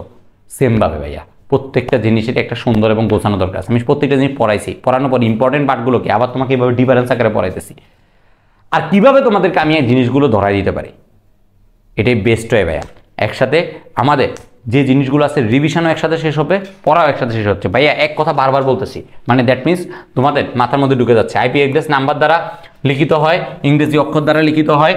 তারপরে আইপি অ্যাড্রেস মনে রাখা কঠিন, ডোমেইন নেম মনে রাখা সহজ। তারপরে আছে LANA কর্তৃক তোমার আইপি অ্যাড্রেস নিয়ন্ত্রিত হয়, ICANA কর্তৃক ডোমেইন নেম তোমার নিয়ন্ত্রিত হয়। আমরা LANA এটার ফুল ফর্ম এবং ICANAN এটার ফুল ফর্মটা আমরা দেখব। কম্পিউটার বান্ধব, এটা মানুষ বান্ধব। তারপরে হলো ডেটা স্থানান্তরের জন্য ব্যবহৃত হয়, ডেটা সংরক্ষণের জন্য ব্যবহৃত হয়। আরও 2টা জিনিস আছে, যেমন কি ইন্টারনেটের অবস্থান তোমার আইপি অ্যাড্রেসের মাধ্যমে জানতে পারো, আর আইপি অ্যাড্রেসকে শনাক্ত করে ডোমেইন নেম। এরপর আসো ব্রাউজার সরাসরি বুঝতে পারে, ব্রাউজার সরাসরি বুঝতে পারে না, কারণ এই ডোমেইন নেম মানুষ বান্ধব আর তোমার আইপি অ্যাড্রেস কম্পিউটার বান্ধব। 2টা এক্সাম্পল দেওয়া আছে, 2টা এক্সাম্পল দেখে নিও।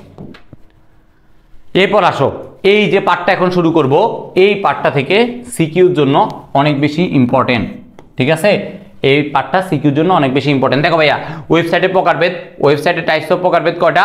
গঠন বৈচিত্র্যের উপর নির্ভর করে বা ভিত্তি করে ওয়েবসাইটগুলোকে সাধারণত 2 ভাগে ভাগ করা হয়। কয় ভাগে ভাইয়া? 2 ভাগে।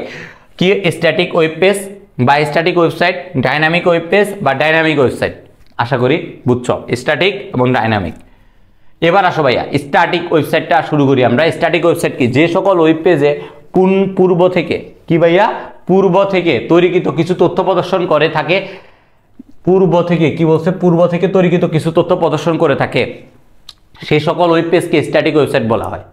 কি করা ছিল এখানে? কিওয়ার্ডটা কি ছিল আমার? পূর্ব থেকে তৈরিকৃত কিছু তথ্য প্রদর্শন করে, সেই সকল ওয়েব পেজকে স্ট্যাটিক ওয়েব পেজ বলে। স্ট্যাটিক ওয়েবসাইটের ডেটার মান ওয়েব পেজ লোডিং বা চালু করার পর পরিবর্তন করা যায় না। কি করা যায় না? আমার ডেটার মান ওয়েব পেজ লোডিং বা চালু করার পর পরিবর্তন করা যায় না। সাধারণত HTML ভাষা ব্যবহার করে স্ট্যাটিক ওয়েব পেজ তৈরি করা হয়। স্ট্যাটিক ওয়েব পেজের ফাইলগুলোর নামের বর্ধিতাংশ HTML অথবা HTML। এবার আসলে স্ট্যাটিক ওয়েবসাইটের সুবিধা বা বৈশিষ্ট্যসমূহ। দেখো ভাই, আমাদের এখানে কি পেজগুলোর কন্টেন্ট নির্দিষ্ট থাকে, তারপর সেকেন্ড কি দ্রুত লোডিং হয়, উন্নয়ন এবং নিয়ন্ত্রণ সহজ, সাধারণত কোনো ডেটাবেজে সংযোগ থাকে না, HTML এবং CSS ভাষা ব্যবহার করে উন্নয়ন করা যায়, সংরক্ষণাবেক্ষণ ও তোমার যে উন্নয়ন খরচ কম, তুলনামূলক বেশি নিরাপদ। বাট আমার এখানে মূল যে পার্টটা সেটা হলো এই পার্টটা। সুবিধা অসুবিধা অনেক কিছুই বানায় বোনায় লেখা যায় যদি তুমি কনসেপ্টটা বুঝো। ঠিক আছে ভাইয়া, আমাকে আগে কনসেপ্টটা বুঝতে হবে।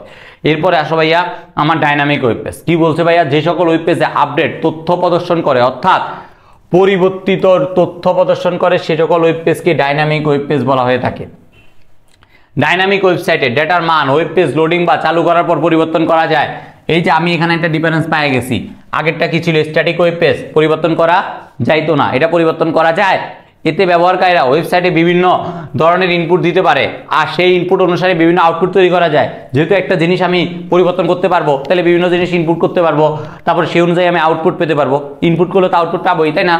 এই ওয়েবসাইটের সাথে ডেটাবেস যুক্ত থাকে, যেমন ক্রিকেটের লাইভ স্কোর। সাধারণত PHP, ASP, JSP ভাষা ব্যবহার করে ডাইনামিক ওয়েব পেজ তৈরি করা হয়।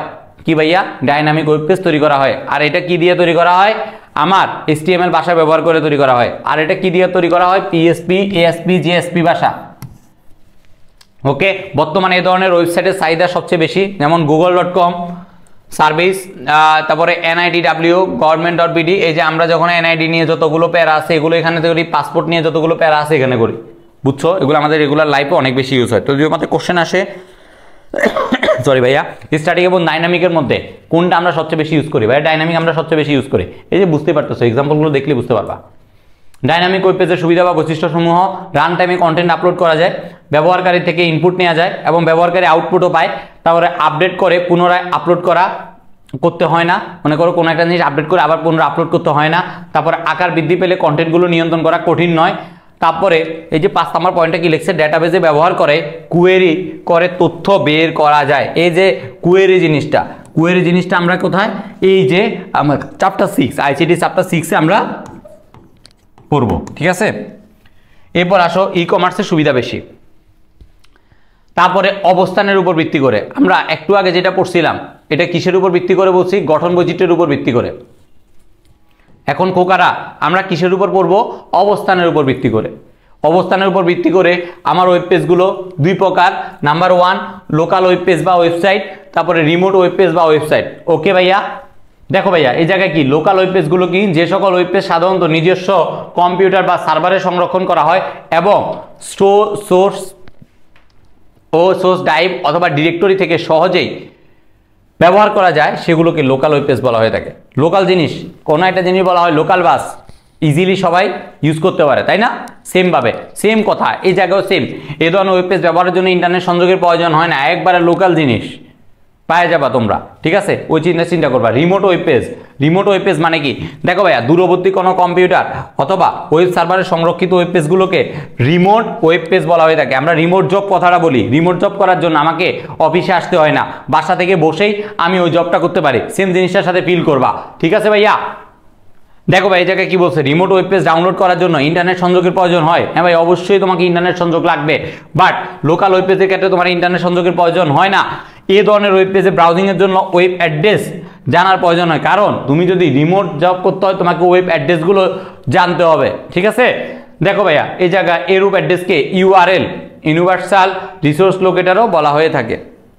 বুঝছো আশা করি? ওকে, এরপর আসো ভাইয়া, এত কিছু তো বললাম ভাইয়া, স্ট্যাটিক এবং ডাইনামিকের সুবিধা, তারপরে স্ট্যাটিক কি ডাইনামিক কি সবগুলো বললাম। তারপরে আবার অবস্থানের উপর ভিত্তি করে পড়লাম, লোকাল পড়লাম, তারপরে তোমার এই যে এটা বললাম কি রিমোটটা বললাম। এখন ভাই এদের পার্থক্যগুলো পড়বো। ঠিক আছে, most important page for chapter 4। ঠিক আছে ভাইয়া, চ্যাপ্টার 4 এর জন্য আমরা অনেক ইম্পর্টেন্ট একটা জিনিস এখন পড়বো, স্ট্যাটিক এবং ডাইনামিকের মধ্যকার পার্থক্যগুলো কি কি আছে। দেখো ভাইয়া, লেটস গো, একটু ধৈর্য ধরে মনটাকে মনোনিবেশ করো পড়ার মধ্যে। এখন তুমি এই জায়গা থেকে দেখতে পারবা, কারণ এই জায়গা থেকে আমাদের সিকিউ পরীক্ষায় আসে এবং আসবে। ওকে ভাইয়া, দেখো ভাইয়া স্ট্যাটিক ওয়েবসাইট এবং ডাইনামিক ওয়েবসাইটের মধ্যে পার্থক্য। স্ট্যাটিক ওয়েবসাইটের নির্দিষ্ট সংখ্যক পেজ থাকে, ডাইনামিকভাবে পেজ তৈরি করা হয়। ওয়েবসাইটের থিম এবং ওয়েব পেজের কন্টেন্ট নির্দিষ্ট। এই যে স্ট্যাটিকের মধ্যে এটা নির্দিষ্ট, বাট এটা নির্দিষ্ট না। এখানে কন্টেন্ট রান টাইমে তুমি আপলোড করতে পারবা। কি করতে পারবা? তুমি একটা জিনিস চিন্তা করো, আমি তোমাকে বলি, সেটা হলো স্ট্যাটিক ওয়েবসাইট পূর্বে থেকে সেট করা থাকে, সে কি কাজ করবে। বাট ডাইনামিক ওয়েবসাইটটা কি করে? আমরা ডাইনামিক ওয়েবসাইট তুমি রান টাইমে যে কোনো জিনিস আপলোড করতে পারবা, যে কোনো জিনিসের ইনফরমেশন তুমি রান টাইমে পরিবর্তন করতে পারবা। কয়েকটি মাত্র মার্কআপ কন্টেন্ট থাকায় দ্রুত আপলোড করা যায়। ডাইনামিকভাবে কন্টেন্ট তৈরি করার জন্য লোড হতে দেরি হয়। কেন একটা জিনিসটা লোড হতে দেরি হবে? কারণ এটা রান টাইমে পরিবর্তন করা যায় ভাইয়া, এই কারণে। ঠিক আছে, তুমি দেখো কোনো একটা জিনিস, মনে করো তুমি ফার্মগেট থেকে মতিঝিল যাবা, তুমি সেট আপ করে নিছো, বাট তুমি রান টাইমে তুমি ফার্মগেটের থেকে কারণ বাজার যে একটা কাজ করতেছো, হঠাৎ করে তোমার মনে হয়েছে যে না ভাইয়া তোমার এই জিনিসটা এখন মতিঝিল জায়গা করতে হবে, ইমার্জেন্সি কেস করাই লাগবে। তখন কি তোমার এই যে তোমার লোড নিতে দেরি হবে না? তোমার কাজগুলো করার জন্য তোমার ইফিসিয়েন্সিটা একটু কমবে না? হ্যাঁ ভাইয়া, এটাই হয়। কখনো ডেটাবেজের কানেক্টিভিটি ব্যবহার করে না, ডেটাবেজের কানেক্টিভিটি ব্যবহার করে। কানেক্টিভিটি অনেক বেশি ইম্পর্টেন্ট। এই কানেক্টিভিটির মাধ্যমেই আমাদের পুরো যে জিনিসটা আছে একটা আরেকটার সাথে ডেটাগুলো লিঙ্ক আপ থাকে। এই কানেক্টিভিটি জিনিসটাকে আমরা চ্যাপ্টার 1-এ খুব ভালো করে পড়ছি। দেখো ভাইয়া, এরপরে আসো ভাইয়া, তুলনামূলকভাবে বেশি নিরাপদ, তুলনামূলকভাবে একটু কম নিরাপদ। যেহেতু রান টাইমে আপলোড করতেছে তাহলে একটু কম নিরাপদ থাকবেই, তাই না? কোনো সংগঠন বা প্রতিষ্ঠানে তথ্য প্রদর্শন করে, এখানে রান টাইমে কন্টেন্ট পরিবর্তন হয়, যেমন ই কমার্স, অনলাইন এক্সাম ইত্যাদি ওয়েবসাইটে তথ্য প্রদর্শন করে। এই যে আমরা যে ডাইনামিক ওয়েবসাইটের মাধ্যমে আমরা তোমাদেরকে বিভিন্ন পরীক্ষাগুলো, ওয়েবসাইটের মাধ্যমে যে পরীক্ষাগুলো হয় এগুলো আমরা কন্ডাক্ট করে থাকি ভাইয়া। লেটস গো, সামনে আগাই। দেখো ভাইয়া, এখানে আরো কিছু ডিফারেন্স এখন আছে। দেখো, সরাসরি রান করে, অন্য সার্ভারের ল্যাঙ্গুয়েজের প্রয়োজন হয় না, সাধারণত HTML বা CSS দিয়ে তৈরি করা যায়। বাট আমার এখানে কি এটা সেম ছিল না? এখানে PHP, ASP.NET, JSP ইত্যাদি ইউজ করা হইতো। তারপরে দেখো, ডেভেলপ সহজ, এটা ডেভেলপ করা অনেক সহজ। এটা ডেভেলপ করা, টেস্ট করা, ব্যবস্থাপনা করার জন্য দক্ষ ডেভেলপমেন্টের প্রয়োজন হয়। তুমি দেখো, তুমি মনে করো একটা জিনিস আগে সেট আপ করা ছিল, তুমি এই কাজটা করবা, এটা কি তোমার জন্য ডেভেলপ করা অনেক ইজি। বাট তুমি যদি মনে করো যে বললাম তুমি ফার্মগেট থেকে কারণ বাজার আছে একটা কাজ করতেছো, হুট করে মনে হইলো যে তোমার মতিঝিল যেতে হবে। এখন মতিঝিল যাওয়ার জন্য তুমি হয়তো তোমাকে বলছে আপনি 20 মিনিটের মধ্যে মতিঝিল আসেন। এখন তুমি কি করবা? মেট্রো করে যাবা, নাকি রিক্সা করে যাবা, না বাসে করে যাবা? এটা তোমার উপর ডিপেন্ড করবে। ঠিক আছে, তো এই জিনিসটা তোমার করার জন্য অনেক বেশি তোমাকে দক্ষ হইতে হবে। দেখো, পরিবর্তন করলে পুনরায় সার্ভারে আপলোড করতে হয়, বাট সে সার্ভার অ্যাপ্লিকেশন ব্যবহার করে কন্টেন্ট পেজ পরিবর্তন করা যায়, বিদায় এডিট করে পুনরায় সার্ভারে আপলোড করতে হয় না। কোনো একটা জিনিস এডিট করলে অটো আপলোড হয়ে যায়। ঠিক আছে ভাইয়া, আশা করি জিনিসগুলো আমাদের এখন ক্লিয়ার। এই 9টা এক্সাম্পল যারা খুব ভালো করে ভাইয়ের সাথে ফিল করে পড়ছো, তাদের ইনশাল্লাহ আশা করা যায় ডাইনামিক আর স্ট্যাটিকের মধ্যে আর কোনো প্যারা থাকবে না। ওয়েব পেজ ডিজাইন করা, এই যে বললাম ওয়েব পেজ ডিজাইন করা, ওয়েব পেজ আসলে কিভাবে ডিজাইন করব? দেখো ভাইয়া, ওয়েবসাইটের তথা ওয়েব পেজ তৈরি করার জন্য ব্যবহৃত বিশেষ ধরনের ল্যাঙ্গুয়েজ বা কোডকে বলা হয় HTML। এখন এখানে দেখো, HTML এর পুরো অর্থ হলো হাইপারটেক্সট মার্কআপ ল্যাঙ্গুয়েজ। তারপরে প্রকৃত অর্থে এটি কোনো ধরনের প্রোগ্রামিং ল্যাঙ্গুয়েজ না, বরং এটি কি মার্কআপ ল্যাঙ্গুয়েজ বা একসারি মার্কআপ ট্যাগের সমন্বয়। এই যে পার্টটা লাইনটা আছে, এটি একটি মার্কআপ ল্যাঙ্গুয়েজ যা একটা সারি মার্কআপ ট্যাগের সমন্বয়। এই যে কথাটা আছে, এই কথাটা অনুধাবনমূলকে আসে এবং অনেক বেশি ইম্পর্টেন্ট। ওয়েবসাইটের কাঠামো, একটা জিনিস দেখো, আমার ওয়েব পেজে ডিজাইন করতে হয়, সেই জিনিসটার উপর আমার একটা ওয়েবসাইটের কাঠামোর হয়, তাই না? কোনো একটা জিনিস মনে করো তুমি ডিজাইন করছো, এই যে আমরা বিল্ডিং বানাচ্ছি, আগে সেই জিনিসটা ডিজাইন করছি, ডিজাইন করার পর আমি একটা স্ট্রাকচার পাইছি, এই স্ট্রাকচারটা ডেভেলপ আমাকে করতে হবে, স্ট্রাকচারের উপর দাঁড়ায় করে এই স্ট্রাকচার মেনটেন করে আমাকে বিল্ডিংটা দাঁড়া করাতে হবে। সেমভাবে আমার একটা ওয়েব পেজে থেকে একটা ওয়েবসাইট তৈরি করার ক্ষেত্রে আমাদের সেমভাবে আস্তে আস্তে ছোট ছোট জিনিসগুলো থেকে আমার একটা বড় জিনিস হবে। কথায় আছে মানে তিলে তিলে তোমার একটা বড় জিনিস হয় কি, ঠিক আছে না? কি কথায় আছে না কি, যে ক্ষুদ্র ক্ষুদ্র বালুকণা বিন্দু বিন্দু জল গড়ে তোলে মহাদেশ সাগর অতল। সেম জিনিস, একবারে ক্ষুদ্র ক্ষুদ্র একটা জিনিস থেকে অনেক বড় কিছু তোমরা করতে পারবা ইনশাল্লাহ। তারপর দেখো ভাইয়া, এই যে পড়াশোনাটাও সেম, ছোট ছোট অনেকগুলো নলেজ তুমি গেইন করবা, নলেজগুলো গেইন করতে করতে একটা বড় একটা জিনিস তোমার কিন্তু পেয়ে যাও। ঠিক আছে না? সেম জিনিস ভাবে একটু ট্রাই করো, ইনশাল্লাহ সবাই পারবা। ধৈর্য ধরে একটু পড়াশোনা করো। পড়াশোনা করাটা এতটাও সহজ না যতটা আমরা মুখের ভাষায় বলতে পারি যে ভাইয়া পড়াশোনা করো পড়াশোনা করো। যখন নিজেরা পড়তে বসি তখন ফিল করতে পারি আসলে পড়াশোনাটা কতটা টাফ।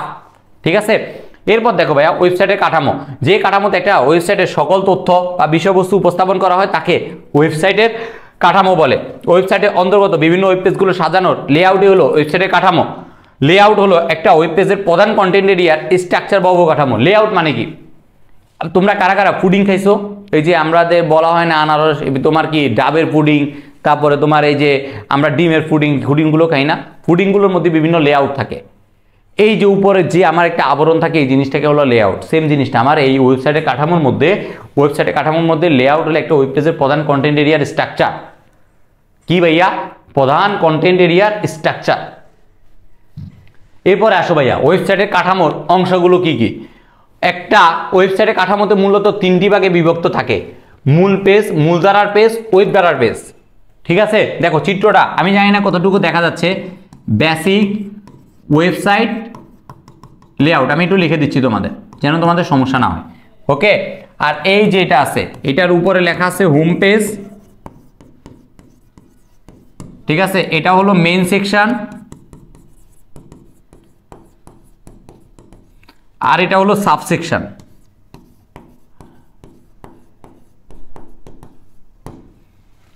দেখো ভাইয়া মনে করো হোম পেজ, আমি তোমাকে কোনো জিনিস জানো না, আমি তোমাকে এটা একটা তোমার ফ্যামিলির একটা স্ট্রাকচারের মাধ্যমে বলি। মনে করো এই জিনিসটা যেটা হইছে এটা হলো তোমার, মনে করো এই যে এটা হলো তোমার, মনে করো তোমার বাবা ফ্যামিলিতে টাকা ইনকাম করে। এই টাকার উপর তুমি, মনে করো তুমি, তোমার বোন, তোমার বড় ভাই, তোমার আম্মু বা তোমার দাদা দাদু সবাই তোমার এই জায়গার উপর নির্ভরশীল। তারপর তোমার টাকার উপর তুমি আবার তোমার ভার্সিটিতে পড়াশোনা করতেছো বা আদার্স অনেক মানুষকে টাকা দিচ্ছ, তাহলে তোমার সাথে আরও অনেকে যুক্ত। সেম জিনিস ভাই তোমার ভাইয়ের। তারপর তোমার আছে তোমার, মনে করো যে এই যে তোমার আম্মু আব্বুর যেটার ক্ষেত্রে বলতেছি, এইভাবে প্রত্যেকটা জিনিসের একটা জায়গা থেকে, এই একটা বক্স থেকে তোমার আরও 2টা বক্স থাকে, আবার এই বক্সগুলো থেকে আবার আরও 2-3টা ধাপ আসে। ঠিক আছে, তো প্রথম যে ধাপটা আছে এটাকে আমরা হোম পেজ বলা হয়। এটা কি? ঠিক আছে, আমি এইচপি দ্বারা তোমার হোম পেজ বুঝাচ্ছি। এই যে এটা, তারপর তোমার এই যে সেকেন্ড যেটা আছে এটাকে মেন সেকশন বলা হয়ে থাকে, এটাকে সাবসেকশন বলা হয়ে থাকে। আশা করি এখন কিছু বুঝছো। এভাবে আমাকে প্রত্যেকটা জিনিস আগে ওয়েবসাইটের মূল ধারা প্রত্যেকটা জিনিস ধাপে ধাপে। আমাদের একটা বিজনেস যখন আমি দাঁড় করাই, একটা বিজনেস দাঁড় করাইতে হইলে আমাদেরকে একটা জিনিস করতে হয় কি, টপ ম্যানেজমেন্ট, মিডল ম্যানেজমেন্ট, তারপর লো ম্যানেজমেন্ট। এখন আমাকে এইভাবে 3টা ধাপে থাকে। টপ ম্যানেজমেন্ট কি করে? আমার ডিসিশন জানায় যে এই কাজটা করতে হবে। মিডল ম্যানেজমেন্ট কি করে? আমার এই প্ল্যানটা কীভাবে এক্সিকিউট করা যায়। আমার টপ ম্যানেজমেন্ট একটা বলছে যে তুমি এই কাজটা করবা। মিডল ম্যানেজমেন্ট কি করছে যে কিভাবে কাজটা করা যায়, এই কাজটা ওই প্ল্যানটা আমি দিব। তারপরে আমরা যারা থার্ড ম্যানেজমেন্ট বা একবার লো ম্যানেজমেন্ট বলে থাকি বা যারা এক্সিকিউট করে, তারা কি করে? এই জিনিসগুলো যে প্ল্যানগুলো আসছে সেই জিনিসগুলো আমরা পুরাটা শেষ করব, মানে কিভাবে ফিনিশ করা যায় সেই জিনিসটা দেখব।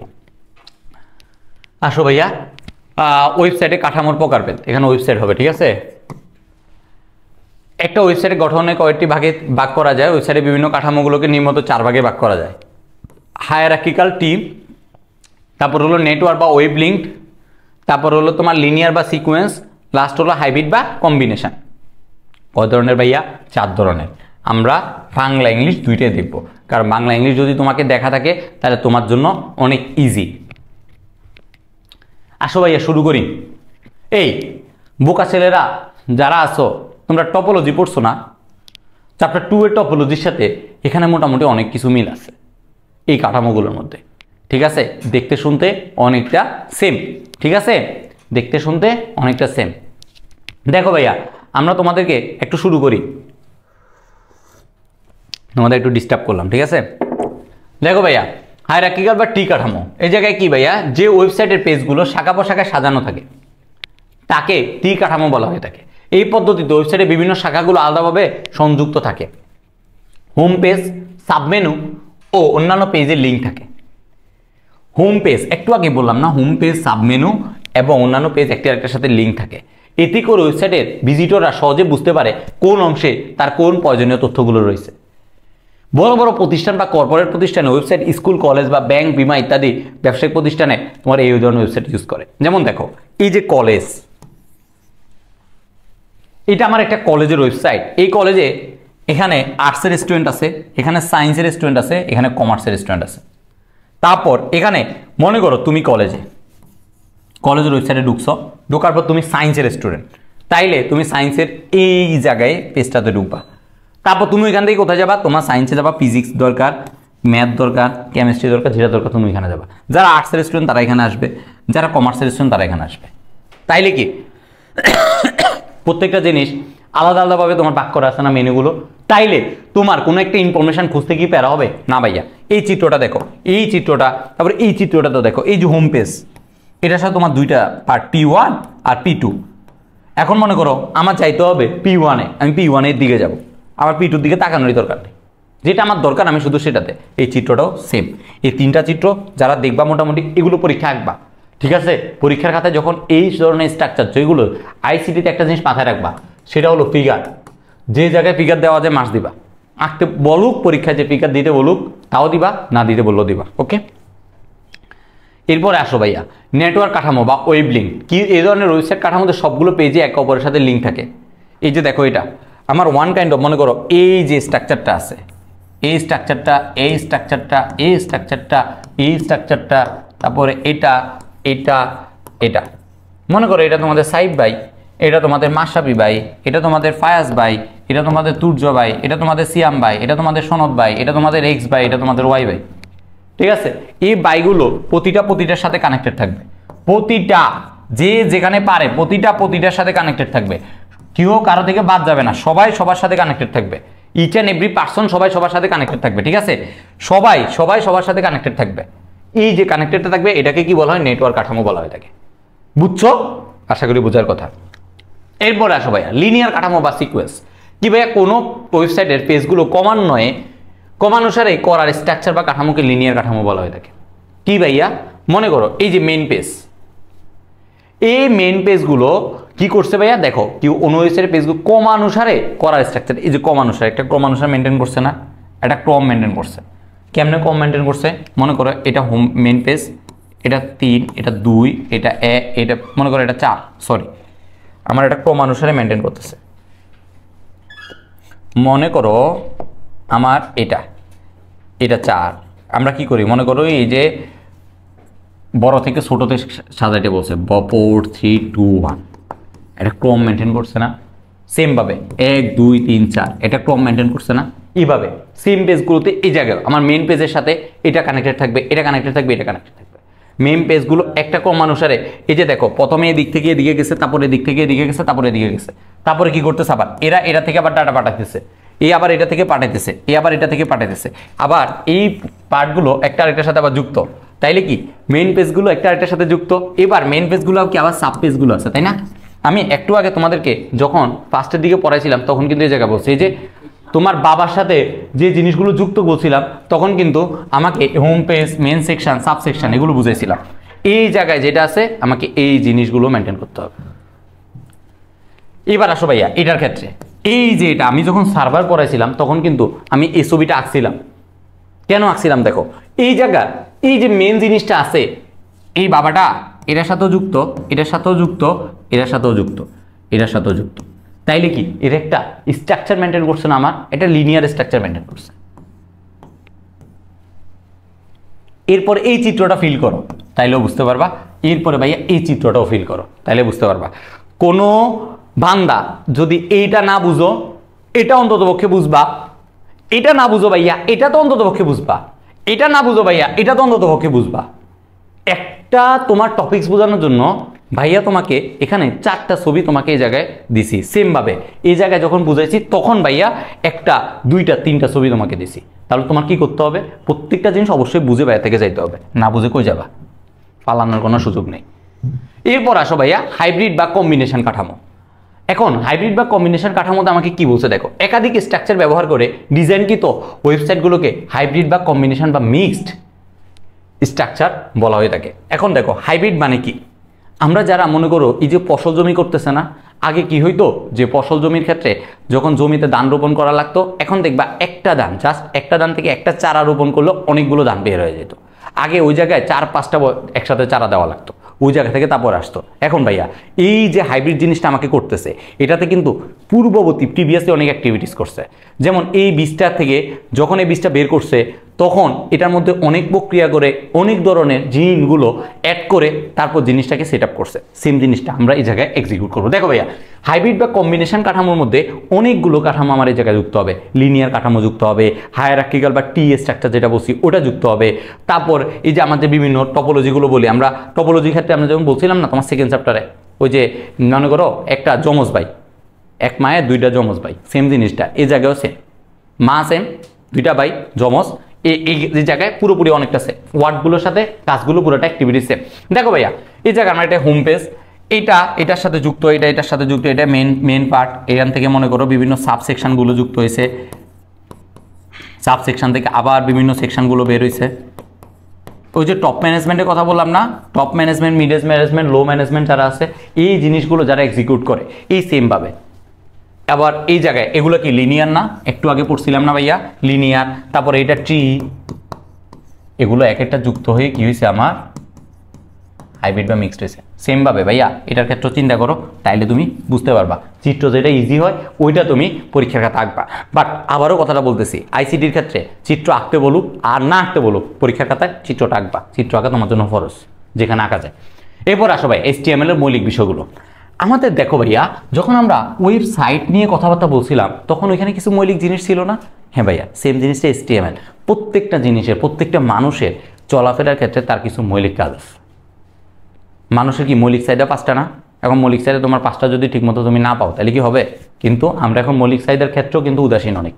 দেখো ভাই HTML এর ধারণা, HTML কি হাইপার টেক্সট মার্কআপ ল্যাঙ্গুয়েজ যেটা ছিল, ঠিক আছে, কি হলো ওয়েব পেজ তৈরির জন্য বহুল ব্যবহৃত একটা মার্কআপ ল্যাঙ্গুয়েজ।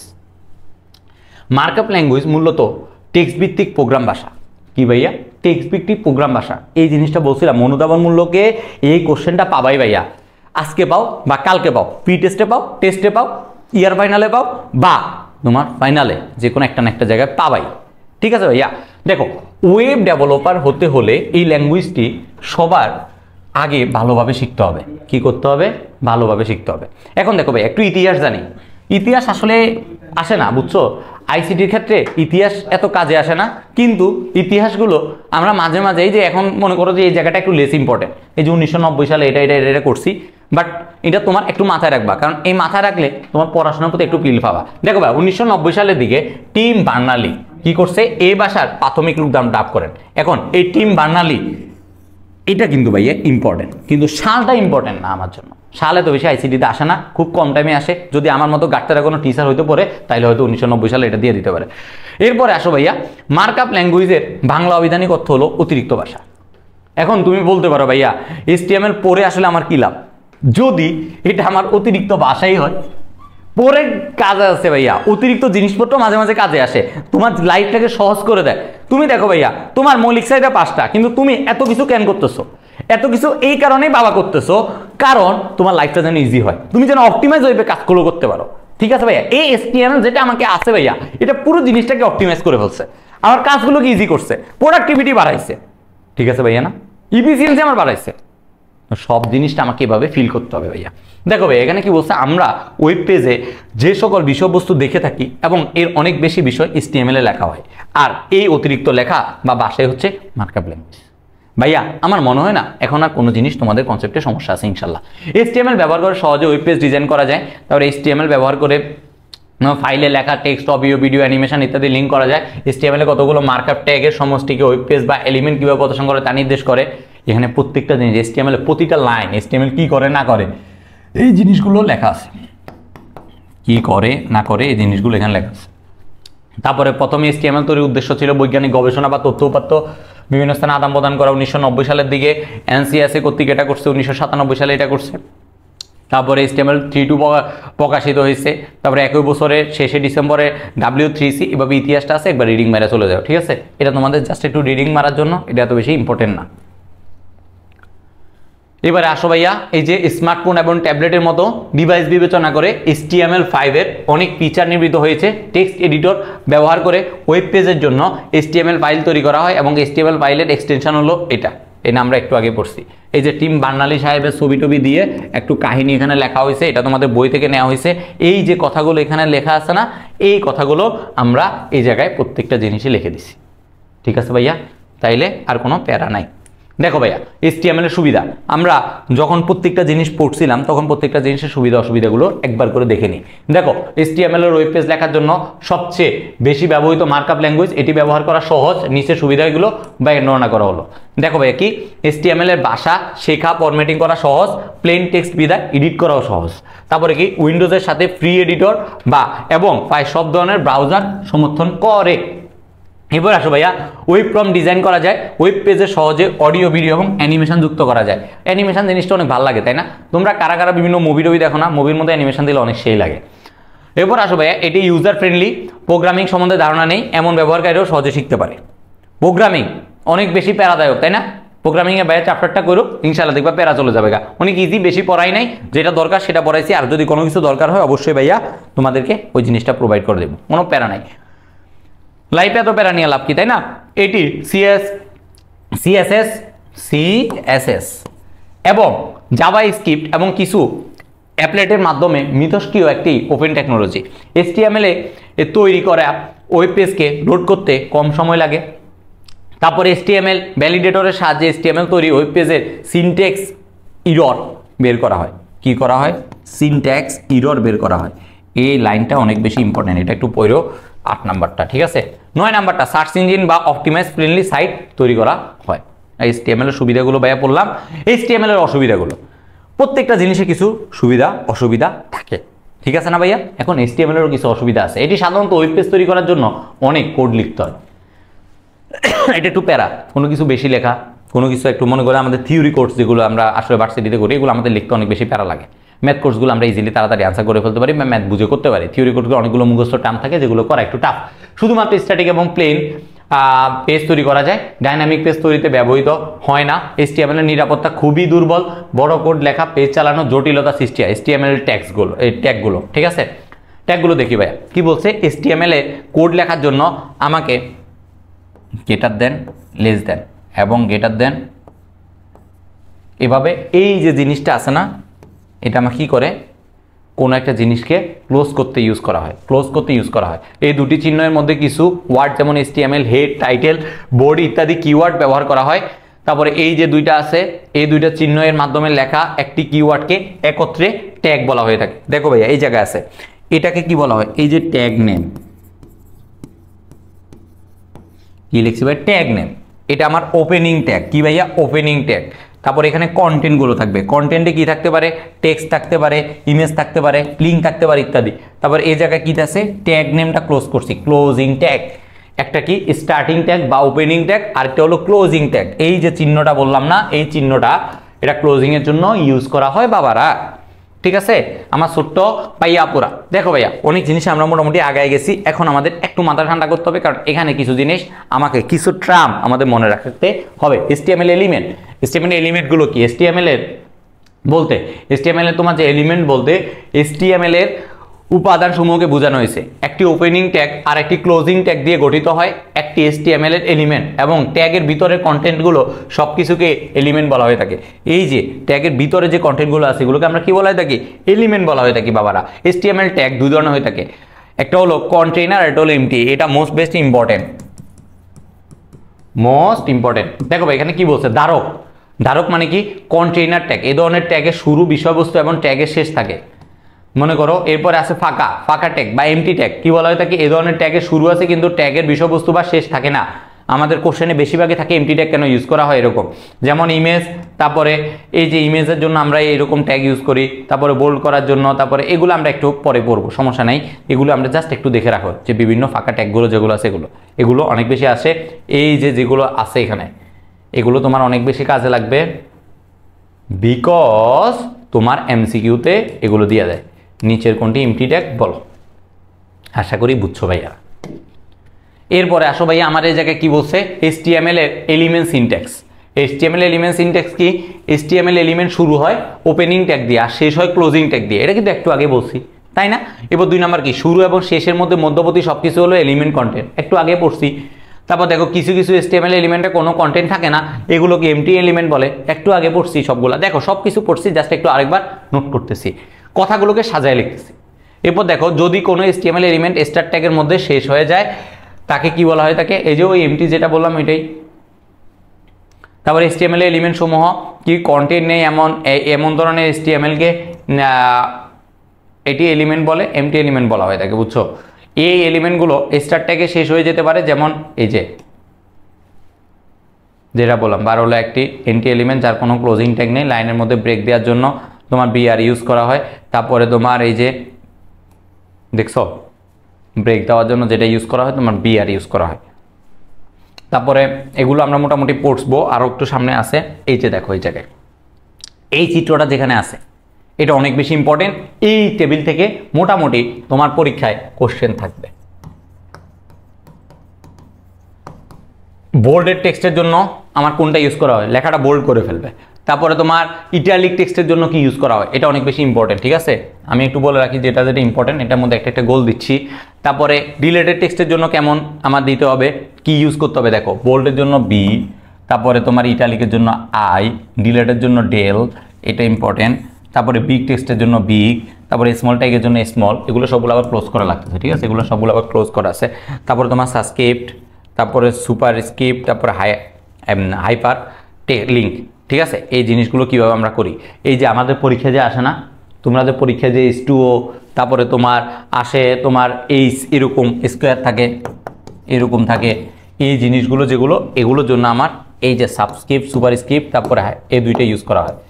তো এই দুইটা ভালো করে পড়বা, এগুলো যদি তুমি না বুঝো MCQ পাইয়া মারা খাবা, সেমভাবে সিকিউ তো মারা খাবা, ঠিক আছে? সতর্কতা অবলম্বন করতে হবে, টেবিলটা একবারে ডাইরেক্ট মুখস্থ করে ফেলতে হবে। আর আমি যেগুলো বলছি 1টা 2টা 3টা 4টা, এই 4টা জিনিস ফরজ তোমার জন্য, ঠিক আছে?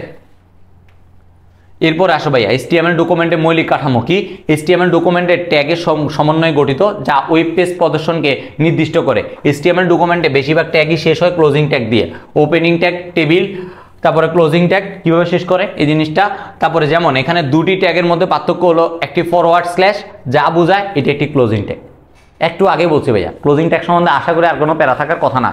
এখন দেখো পেজের শুরু ট্যাগ কি কি শুরু দিয়ে করা যায়, এই যে HTML, প্রত্যেক HTML ডকুমেন্ট অবশ্যই ফাইলের শুরুতে HTML ট্যাগ ইউজ করা এবং ফাইলের শেষে আবার HTMLটাকে আমাকে ক্লোজ করতে হয়, ঠিক আছে? অন্যান্য তথ্যগুলোর ভিতরে থাকে পেজের হেড, তাকে কি থাকে পেজের হেড থাকে। হেডটা কি, এইখানে ওয়েব পেজগুলো কিওয়ার্ড বা পেজের বর্ণনা বা পেজ টাইটেল স্থাপন করা হয়। কোনো পেজ ব্রাউজারে প্রদর্শিত হবে তা হেডের প্রয়োজনীয় অংশে নেওয়া হয়। পেজের একটা টাইটেল থাকে কি ভাইয়া, হেডের ভিতরে পেজের টাইটেল লিখতে হয় যেটি ব্রাউজারের উইন্ডোজের উপরে টাইটেল হিসাবে প্রদর্শিত হয়।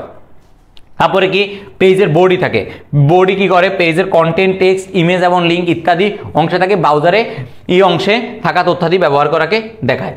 এখন দেখো ভাইয়া এই যে আমার মোটামুটি একটা HTML এর জিনিস দিয়েছে, আমাদের একটু লাস্টে যাই তাহলে একটু দেখি এই জিনিসটা একটু পরে তারপর আমরা আবার এই জায়গায় আসবো।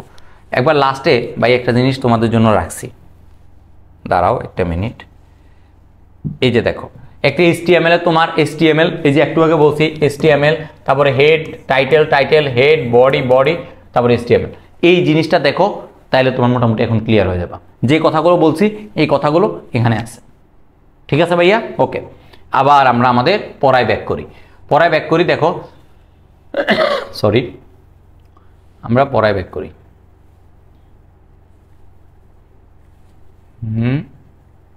এই যে এখানে যে কথাগুলো এখানে দিছে, একটা HTML এর লেখার সাইজ নির্ধারণ বা অ্যালাইনমেন্ট করা হয়। যেমন এই যে আমি যেভাবে তোমাদেরকে একটু আগে দেখাইছি সেম জিনিসটা এখানে আরেকভাবে তোমার এই জায়গায় দেখানো আছে।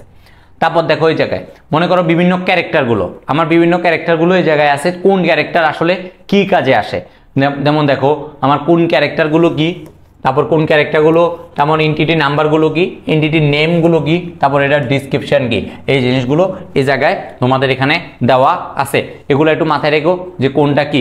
এই যে দেখো কোনটা কি বলা হয়, এটা লেস দেন, এটা গ্রেটার দেন, তারপর এটা তোমার ফাউন্ড দেখে, তারপর এটা তোমার লেফট অ্যারো, তারপর এটা তোমার আপ অ্যারো, তারপর এটা তোমার রাইট অ্যারো, এটা ডাউন অ্যারো, তারপর তোমার এটা কপিরাইটের ক্ষেত্রে ইউজ করা হয়, তারপর এটা রেজিস্টার্ড ট্রেডমার্কের ক্ষেত্রে ইউজ করা হয়। এই যে তুমি দেখো বিভিন্ন জায়গা থেকে কোনো একটা লেখা কপি করে লাস্টে এরকম সি গোল দাও না, এটা কপিরাইটের ক্ষেত্রে ইউজ করা হয়। তারপর এইভাবে প্রত্যেকটা জিনিস আমাদেরকে এইভাবে প্রত্যেকটা ক্যারেক্টার কোনটা কি ফলো করে এটা আমাদের মেনে রাখতে হবে, কারণ এটা আমরা যখন HTML কোডগুলো লিখবো ওই জায়গায় আমার কাজে আসবে ভাইয়ারা, ঠিক আছে? টেবিলগুলো, এই জায়গায় যে টেবিলগুলো রাখতেছি টেবিলগুলো অনেক বেশি ইম্পর্টেন্ট, অনেক বেশি ইম্পর্টেন্ট ভাইয়া, অনেক বেশি ইম্পর্টেন্ট। এই যে দেখো যে ক্যারেক্টারগুলো আছে ক্যারেক্টারগুলো এখানে আরেকবার দেওয়া, এই যে আরো অনেক কিছু দেওয়া আছে। দেখো আমাদের এই যে পাইটাই আছে এগুলো একটু দেখে নিও। ওকে, দেখো গ্রেটার দেন, লেস দেন এবং কপিরাইট চিহ্ন আনার HTML কোড। একটা গ্রেটার দেন এবং লেস দেন আনার জন্য আমার কি HTML কোডগুলো আছে এই জায়গায় কিন্তু আমাদের দেওয়া ছিল। দেখছো গ্রেটার দেন, লেস দেন, তারপর তোমার এই যে আমার কপিরাইটের জন্য যেগুলো আছে এগুলো কিন্তু এই জায়গায় আমার তোমার দিয়ে দিছে। আবার দেখছো এই যে কি কি লিখতে হবে এই জায়গায় কিন্তু তোমার আছে। দেখছো এই যে দেখো এই যে ইন্টিটেক, তারপরে এটার জন্য এটা, তারপর তোমার এই পাউন্ডের জন্য এটা, কোনটার জন্য তোমার কি এই জিনিসগুলো কিন্তু এখানে দেওয়া আছে। সেম জিনিসটা এই জায়গায় আবার তোমাদেরকে দিয়ে দিচ্ছে ছবির মধ্যে। আশা করি জিনিসটা বুঝছো ভাইয়ারা। এবার দেখো HTML লাইন ব্রেক ব্যবহার করার জন্য কি ব্যবহার করা হয়, একটু আগে যখন পড়ছিলাম তখন কি ব্যবহার করা হয়, এই যে বিআরটা ইউজ করা হয়। কি ইউজ করা হয়, বিআর। নতুন প্যারাগ্রাফ শুরু না করে লাইনের মাঝখানে কোনো অংশকে ভেঙে বা নতুন লাইন তৈরি করতে বিআর ট্যাগটি ব্যবহার করা হয়। বিআর এলিমেন্টটি একটি এমটি HTML ট্যাগ যার কোনো এন্ড ট্যাগ নাই। এই কথাটা আর কতবার বলবো, এই কথাটা পরীক্ষায় তারপরে অনেকে দেখবা ভুল করতেছে। ঠিক আছে, এটা ভুল করা যাবে না বাবারা, বুঝছো? আমার যারা স্টুডেন্ট আছে তারা মোটামুটি আমি জানি অনেক স্মার্ট। আমি এক কথা বারবার বলতেছি, মানে বুঝে নিতে হবে, এই কথাটা তোমার মাথার মধ্যে ঢুকে যেতে হবে। আজকে পুরো চ্যাপ্টার জুড়ে প্রতিটা লাইন বারবার করে তোমাদেরকে বলা হয়েছে ভাইয়া। দেখো HTML এর টেক্সট ফরম্যাটিং, লেখা বা টেক্সটকে সঠিক আকৃতি বা রূপ ধারণ করার জন্য বা দৃষ্টিনন্দন করে উপস্থাপন করার জন্য এই ওয়েব পেজের ফুটিয়ে তোলার চেষ্টাকে ফরম্যাটিং বলা হয়ে থাকে।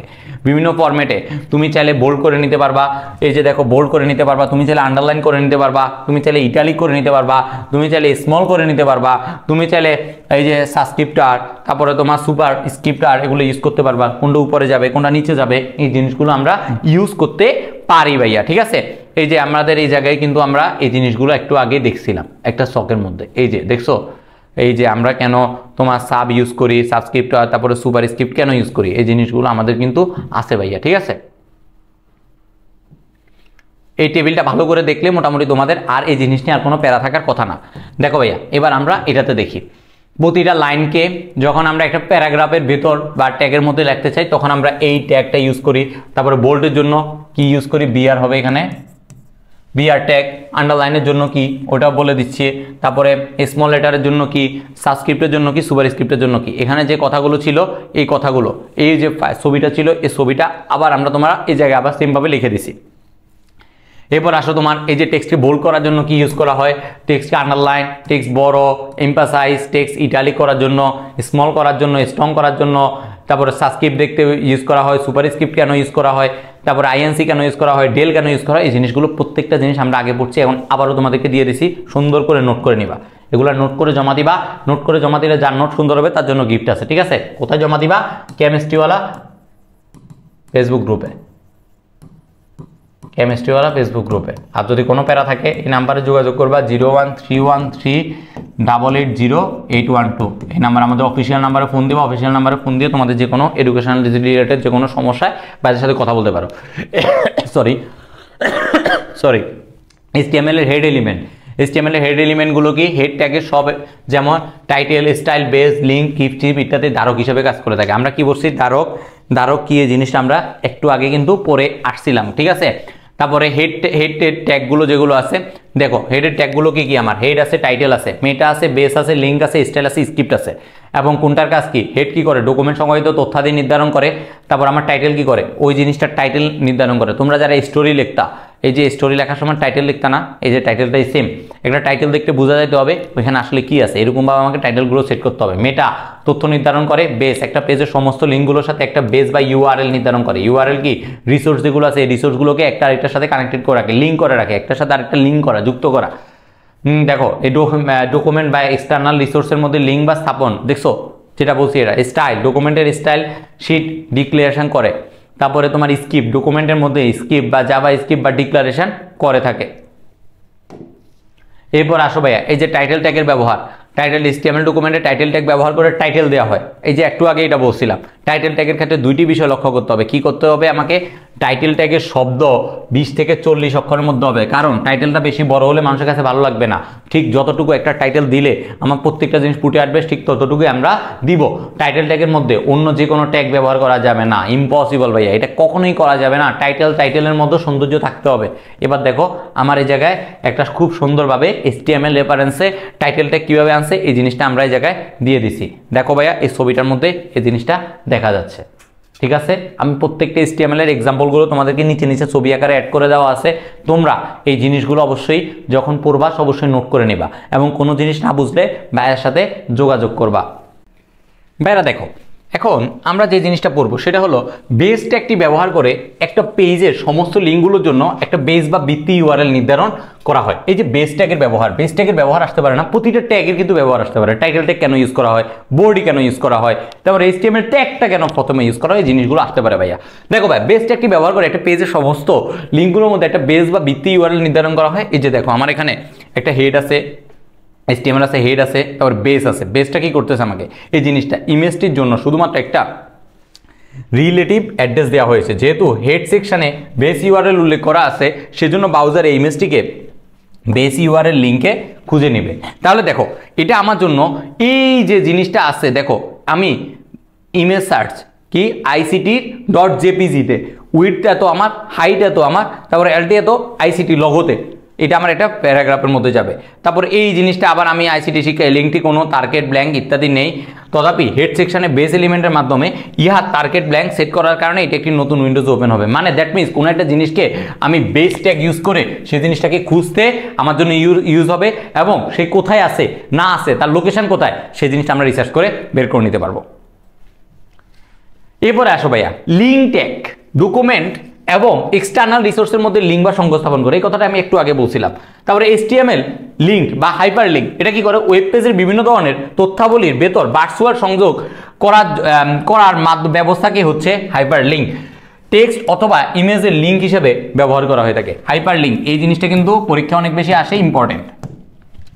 তারপর আসো হাইপার লিঙ্কের সুবিধা, advantage of hyper link. Hyper লিঙ্কে ক্লিক করে একই ডকুমেন্টের ভিন্ন পেজে অথবা একই ডকুমেন্ট থেকে একই অবস্থানে অথবা ভিন্ন কোনো অবস্থানে ভিন্ন কোনো ডকুমেন্টের পেজে যাওয়া যায়। মানে দ্যাট মিনস কথাটা কেমন যেন, একই পেজ থেকে একই পেজে যেতে পারে, একই পেজ থেকে ভিন্ন পেজে যেতে পারে, তাহলে ভিন্ন ভিন্ন পেজ থেকে ভিন্ন ভিন্ন প্লেসে যেতে পারে। বুঝছো আশা করি? ওকে ভাইয়া। সম্পর্কিত তথ্য দ্রুত প্রদর্শন করে জানা যায়, ব্রাউজারকারীর সময় বাঁচে। এরপর আসো ভাইয়া, HTML এর লিঙ্ক সিনট্যাক্স কি ভাইয়া? HTML লিঙ্কের সিনট্যাক্স গুলো হলো এই যে এটা দেখো, স্টার্ট ট্যাগটি লিঙ্কের অ্যাট্রিবিউট বহন করে, এলিমেন্ট কন্টেন্ট লিঙ্ক টেক্সট যে অংশটি প্রদর্শিত হবে সেটি নির্ধারণ করে। href অ্যাট্রিবিউট, এটা আসলে কি করে? href অ্যাট্রিবিউট লিঙ্কের ঠিকানা নির্ধারণ করে। এই যে আমার এখানে href দিলাম না, এটা কি করে? আমার লিঙ্কের ঠিকানাটা নির্ধারণ করে। মানে দ্যাট মিনস ইউআরএল অংশে সম্পূর্ণ অ্যাড্রেসটিকে লিখতে হয়। বুঝছো আশা করি? মানে প্রত্যেকটা পার্ট কেন কেন ইউজ করা হয় সেই জিনিসগুলো কোশ্চেন করবা, দেখবা যে তোমার এই জিনিসটা হয়ে যাবে। এই যে দেখো, এখানে একটা এক্সাম্পল দেওয়া আছে। ওকে, এখানে একটা এক্সাম্পল তোমার দেয়া আছে। এবার আসো ওয়েব গ্রাফিক্স। এই যে গ্রাফিক্স ডিজাইন করি আমরা ওয়েবে, তাই না? ওয়েবসাইটে বিভিন্ন গ্রাফিক্স যেমন ম্যাপ, ফটোগ্রাফ ডিজাইন ইত্যাদি, প্যাটার্ন ডায়াগ্রাম, আর্কিটেকচার বা আমাদের বিভিন্ন যে অ্যানিমেশন থাকে, এগুলো আমরা ইমেজ ইউজ করতে পারি। ওই পেজে ইমেজ যুক্ত করা অনেক বেশি ইম্পর্টেন্ট। একটা পেজের মধ্যে আমরা ইমেজ যুক্ত করি না, এই যে আমরা লেখাগুলোকে বোল্ড করতে চাই, সে করতে চাই, লেখাগুলো নিয়ে অনেক কাজ করলাম, আমি চাইলে তো ছবি অ্যাড করতে হবে, তাই না? তাহলে ছবি অ্যাড করার জন্য কি করতে হবে? HTML পেজে ইমেজ যুক্ত করার জন্য ইমেজ ট্যাগ ইউজ করা হয়। ইমেজ ট্যাগের দুটি অ্যাট্রিবিউট হলো, একটা হলো src এবং alt, এটা অনেক বেশি ইম্পর্টেন্ট। ইমেজ ট্যাগটি এমটি, অর্থাৎ এটি কোনো অ্যাট্রিবিউট বহন করে এবং এর কোনো ক্লোজিং ট্যাগ নেই। যেহেতু এমটি ট্যাগ, তার কোনো ক্লোজিং নেই, শুধু স্টার্টিংটা আছে। তারপর কি, পেজে কোনো ইমেজ প্রদর্শন করতে চাইলে আমাকে এই ট্যাগের সাথে src অ্যাট্রিবিউট ব্যবহার করতে হবে। src এর অর্থ হলো সার্চ। তাহলে src মানে কি? সার্চ। একটু আগে বলছিলাম যদিও এই কথাটা তোমাদেরকে। তারপর দেখো, আমার যে ইমেজ প্রদর্শন করবে তাই ইউআরএল থেকে সার্চ অ্যাট্রিবিউটের ভ্যালু এখান থেকে খুঁজে বের করবে। কোনো ইমেজকে নির্ধারণ করার জন্য প্রয়োজনীয় সিনট্যাক্সটি হলো ইমেজ src ইউআরএল। যে লিঙ্কটা আছে আমার ওই লিঙ্কটা দিতে হবে। ইমেজটি কোথায় সংরক্ষিত আছে তাই ইউআরএল সেটি চিহ্নিত করবে। এই যে বললাম না, এই ইউআরএল আমার ইমেজটা কোথায় আছে সেই জায়গা থেকে এটা খুঁজে বের করে দিবে। এবার আসো ভাই গ্রাফিক্সের ফরম্যাটগুলো এবং এটা পূর্ণ নাম কি, এটা কোন কাজে ব্যবহার করা হয়। দেখো ভাই, এখানে কি বলছে? জেপিজি। জেপিজি কি? জেপিজি, এই যে জেপিজির একটা ফুল ফর্ম আছে, জয়েন্ট ফটোগ্রাফ এক্সপার্ট গ্রুপ, ঠিক আছে? এই যে এটা ফুল ফর্ম কিন্তু আসে, জেপিজির ফুল ফর্ম পড়বা, তারপরে GIF এর ফুল ফর্ম পড়বা, তারপরে PNGর ফুল ফর্ম পড়বা, তারপরে এসবিজি এর ফুল ফর্ম পড়বা, এগুলো ফুল ফর্মগুলো একটু দেখে নিও, ঠিক আছে? এগুলো একটু দেখে নিও, এগুলো অনেক বেশি কাজে আসে ভাইয়া। দেখো এগুলো কোনটা কি কাজে আসে এই জিনিসটা একটু পড়ে নিও। আর এটা হলো ওয়েবপি, জানি না কতটুকু দেখা যাচ্ছে, আর এটা হলো বিল ম্যাপ। এগুলো সবগুলোর ফুল ফর্মগুলো পড়ে নিবা, এই ফুল ফর্মগুলো অনেক বেশি ইম্পর্টেন্ট ভাইয়া। দেখো ভাই আমার ছোট্ট ভাইয়া, দেখো ভাই আমরা এখন কি দেখবো, এএলটি অ্যাট্রিবিউটটা কেন আমরা ইউজ করে থাকি, এটা কি লিখবো আমরা এএলটি অ্যাট্রিবিউটের ক্ষেত্রে। দেখো ভাই এখানে কি বলছে, এএলটি অ্যাট্রিবিউটটি কোনো ইমেজের জন্য একটা অল্টারনেট টেক্সট হিসেবে নির্ধারিত হয়।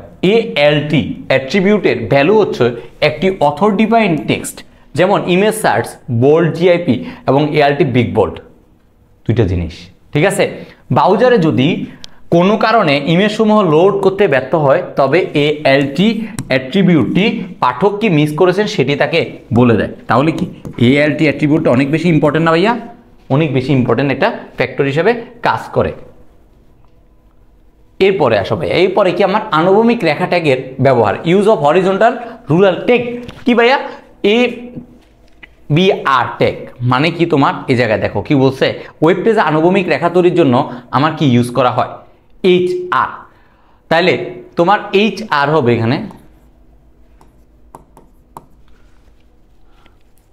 তারপরে আছে তোমার এটা কিসের জন্য ইউজ করা হয়, এটি একটি এমটি ট্যাগ, এই ট্যাগে কোনো ক্লোজিং ট্যাগ নাই। অ্যাট্রিবিউট ব্যবহার করে এই ট্যাগে বিভিন্ন কার্যকারিতা নির্ধারণ করা হয়। এই 4 ট্যাগের অ্যাট্রিবিউটগুলো হলো এই যে HR অ্যালাইন, অর্থাৎ উদাহরণ হলো সেন্টার, সাইজ কতটুকু যাবে, তারপরে কতটুকু ওয়েট হবে, কালার কি হবে, দুইটা লেখা মাঝখানে একটা আনুভূমিক লাইন তৈরি করার জন্য ব্যবহৃত হয়।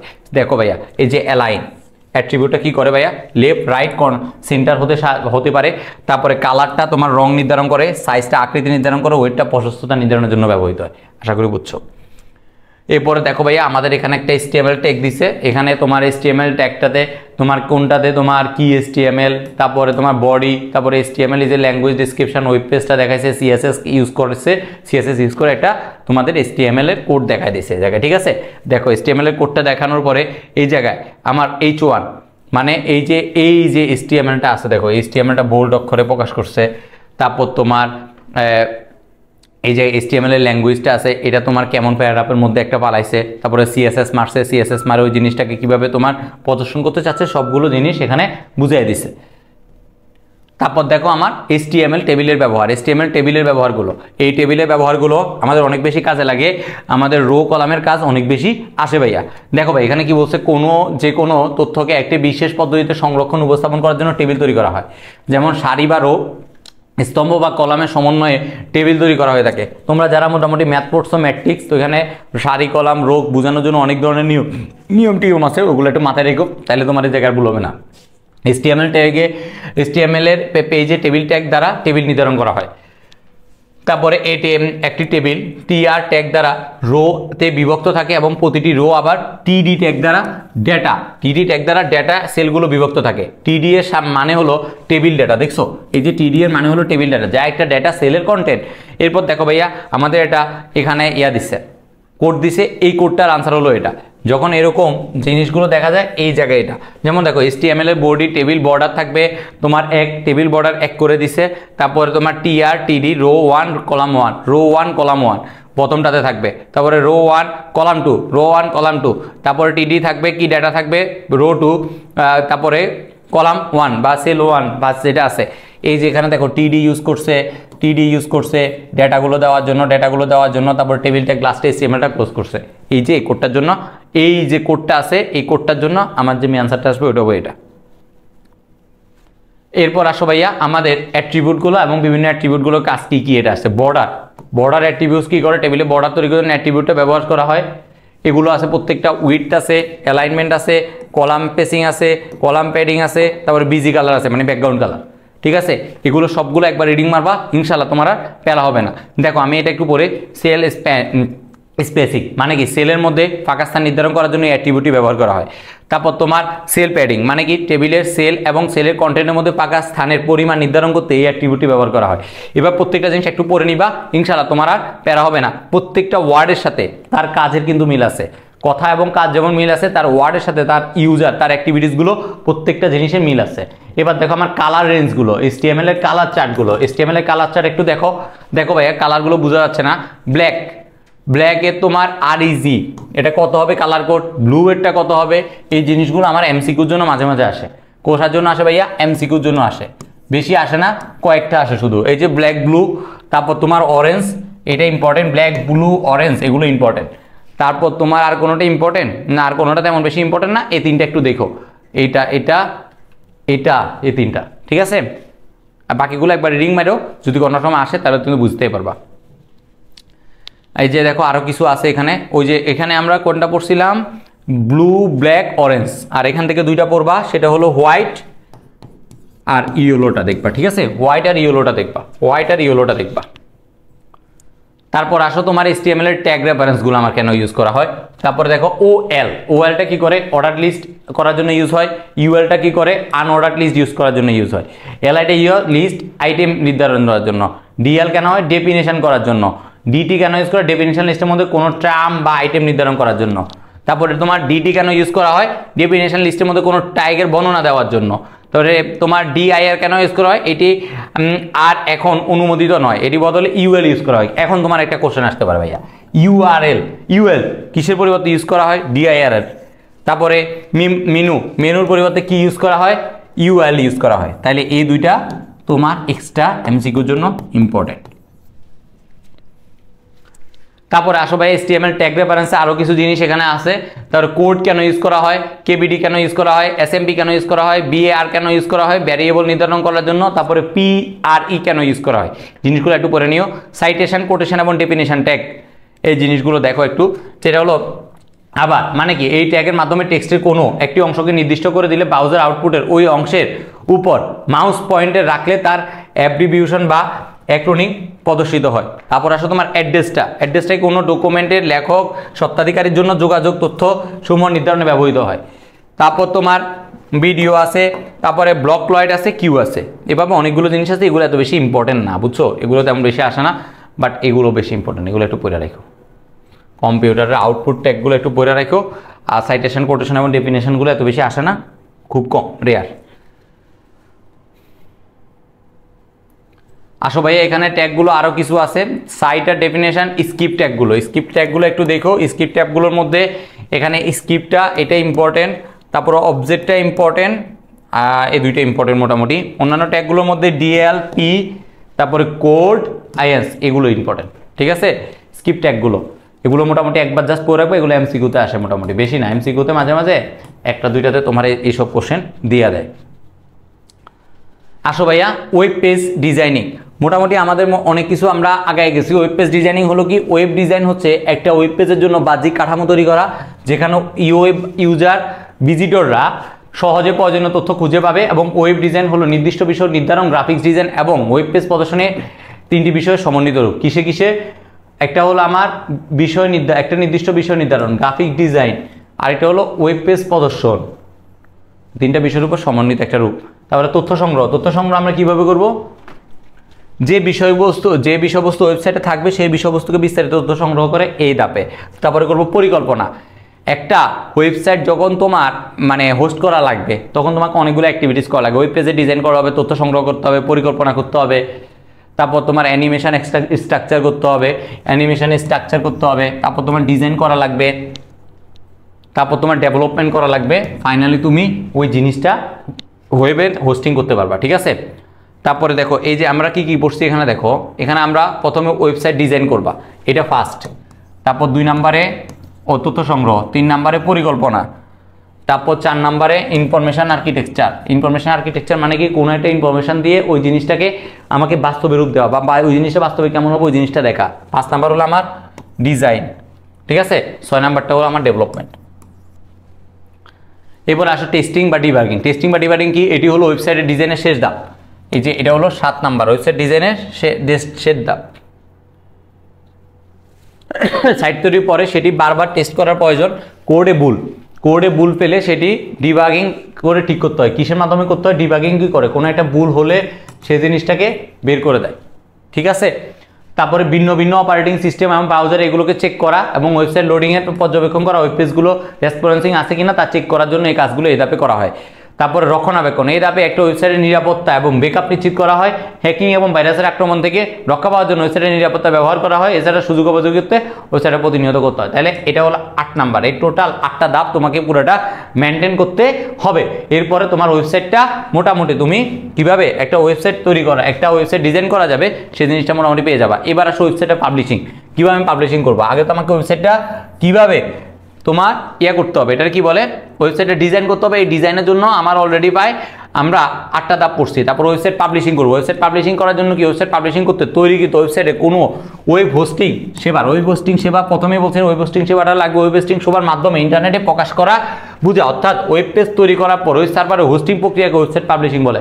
কি ওয়েবসাইট পাবলিশিং কি, ওয়েব হোস্টিংয়ের সেটাকে সার্ভারের মাধ্যমে আমাদেরকে হোস্ট করা প্রক্রিয়াকে বলা হয় ওয়েবসাইট পাবলিশিং। ওয়েবসাইটকে পাবলিশিং করার আগে বেশ কিছু ধাপ অতিক্রম করতে হয়, যেমন সাইটটি ডিজাইন এবং ডেভেলপমেন্ট করা, একটু আগে বললাম 10টা ধাপ।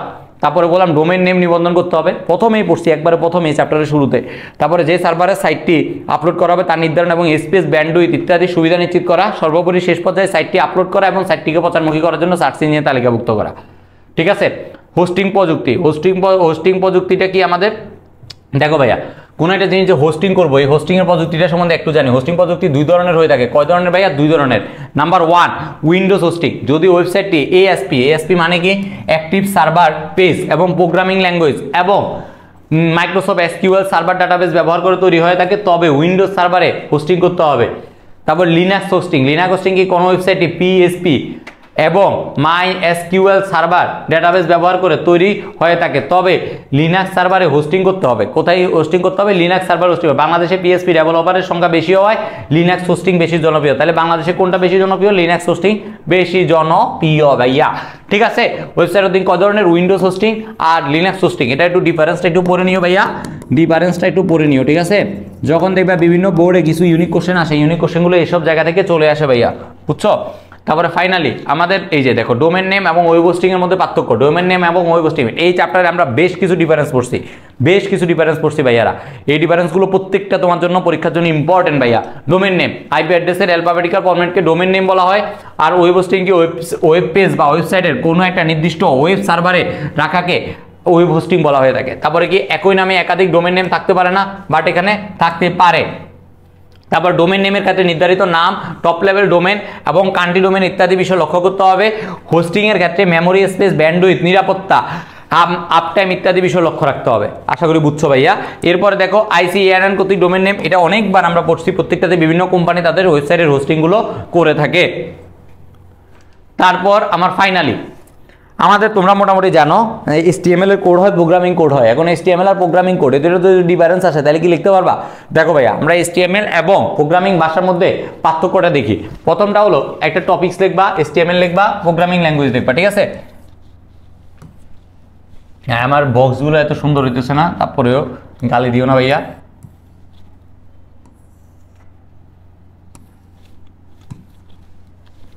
দেখো ভাইয়া, ধরন কি আমার HTMLটা কি, মার্কআপ ল্যাঙ্গুয়েজ। প্রোগ্রামিং ল্যাঙ্গুয়েজ কি, লজিক্যাল প্রোগ্রামিং ভাষা। তারপর মূল উদ্দেশ্য ওয়েব পেজের গঠন এবং উপাদান প্রদর্শন করে।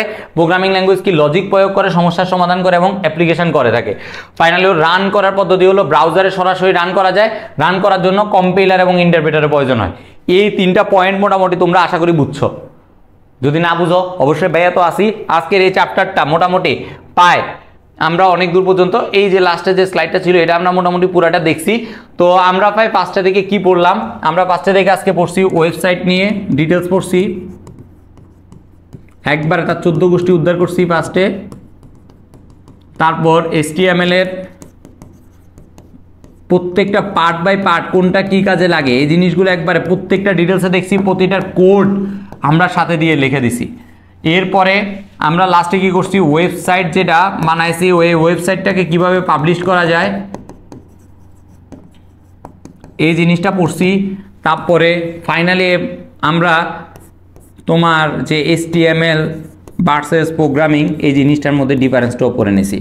তাইলে এই আজকের পুরোটা ক্লাস জুড়ে আমরা প্রায় অনেক কিছুই শেষ করে ফেলছি। এখন জাস্ট তোমাদের একটা কাজ থাকবে, সেটা হলো কোনো পার্ট বা কোনো টপিকস যদি না বুঝো তাইলে ভাইয়ার সাথে যোগাযোগ করতে হবে এবং আরেকটা জিনিস হলো, তোমরা এই চ্যাপ্টারটা পুরোটা শেষ করার পর তোমাদের একটা কাজ হবে, সাথে সাথে কিছু কোশ্চেন সলভ করবা। কি করবা? কিছু কোশ্চেন সলভ করবা। কোশ্চেন কোথা থেকে সলভ করবা?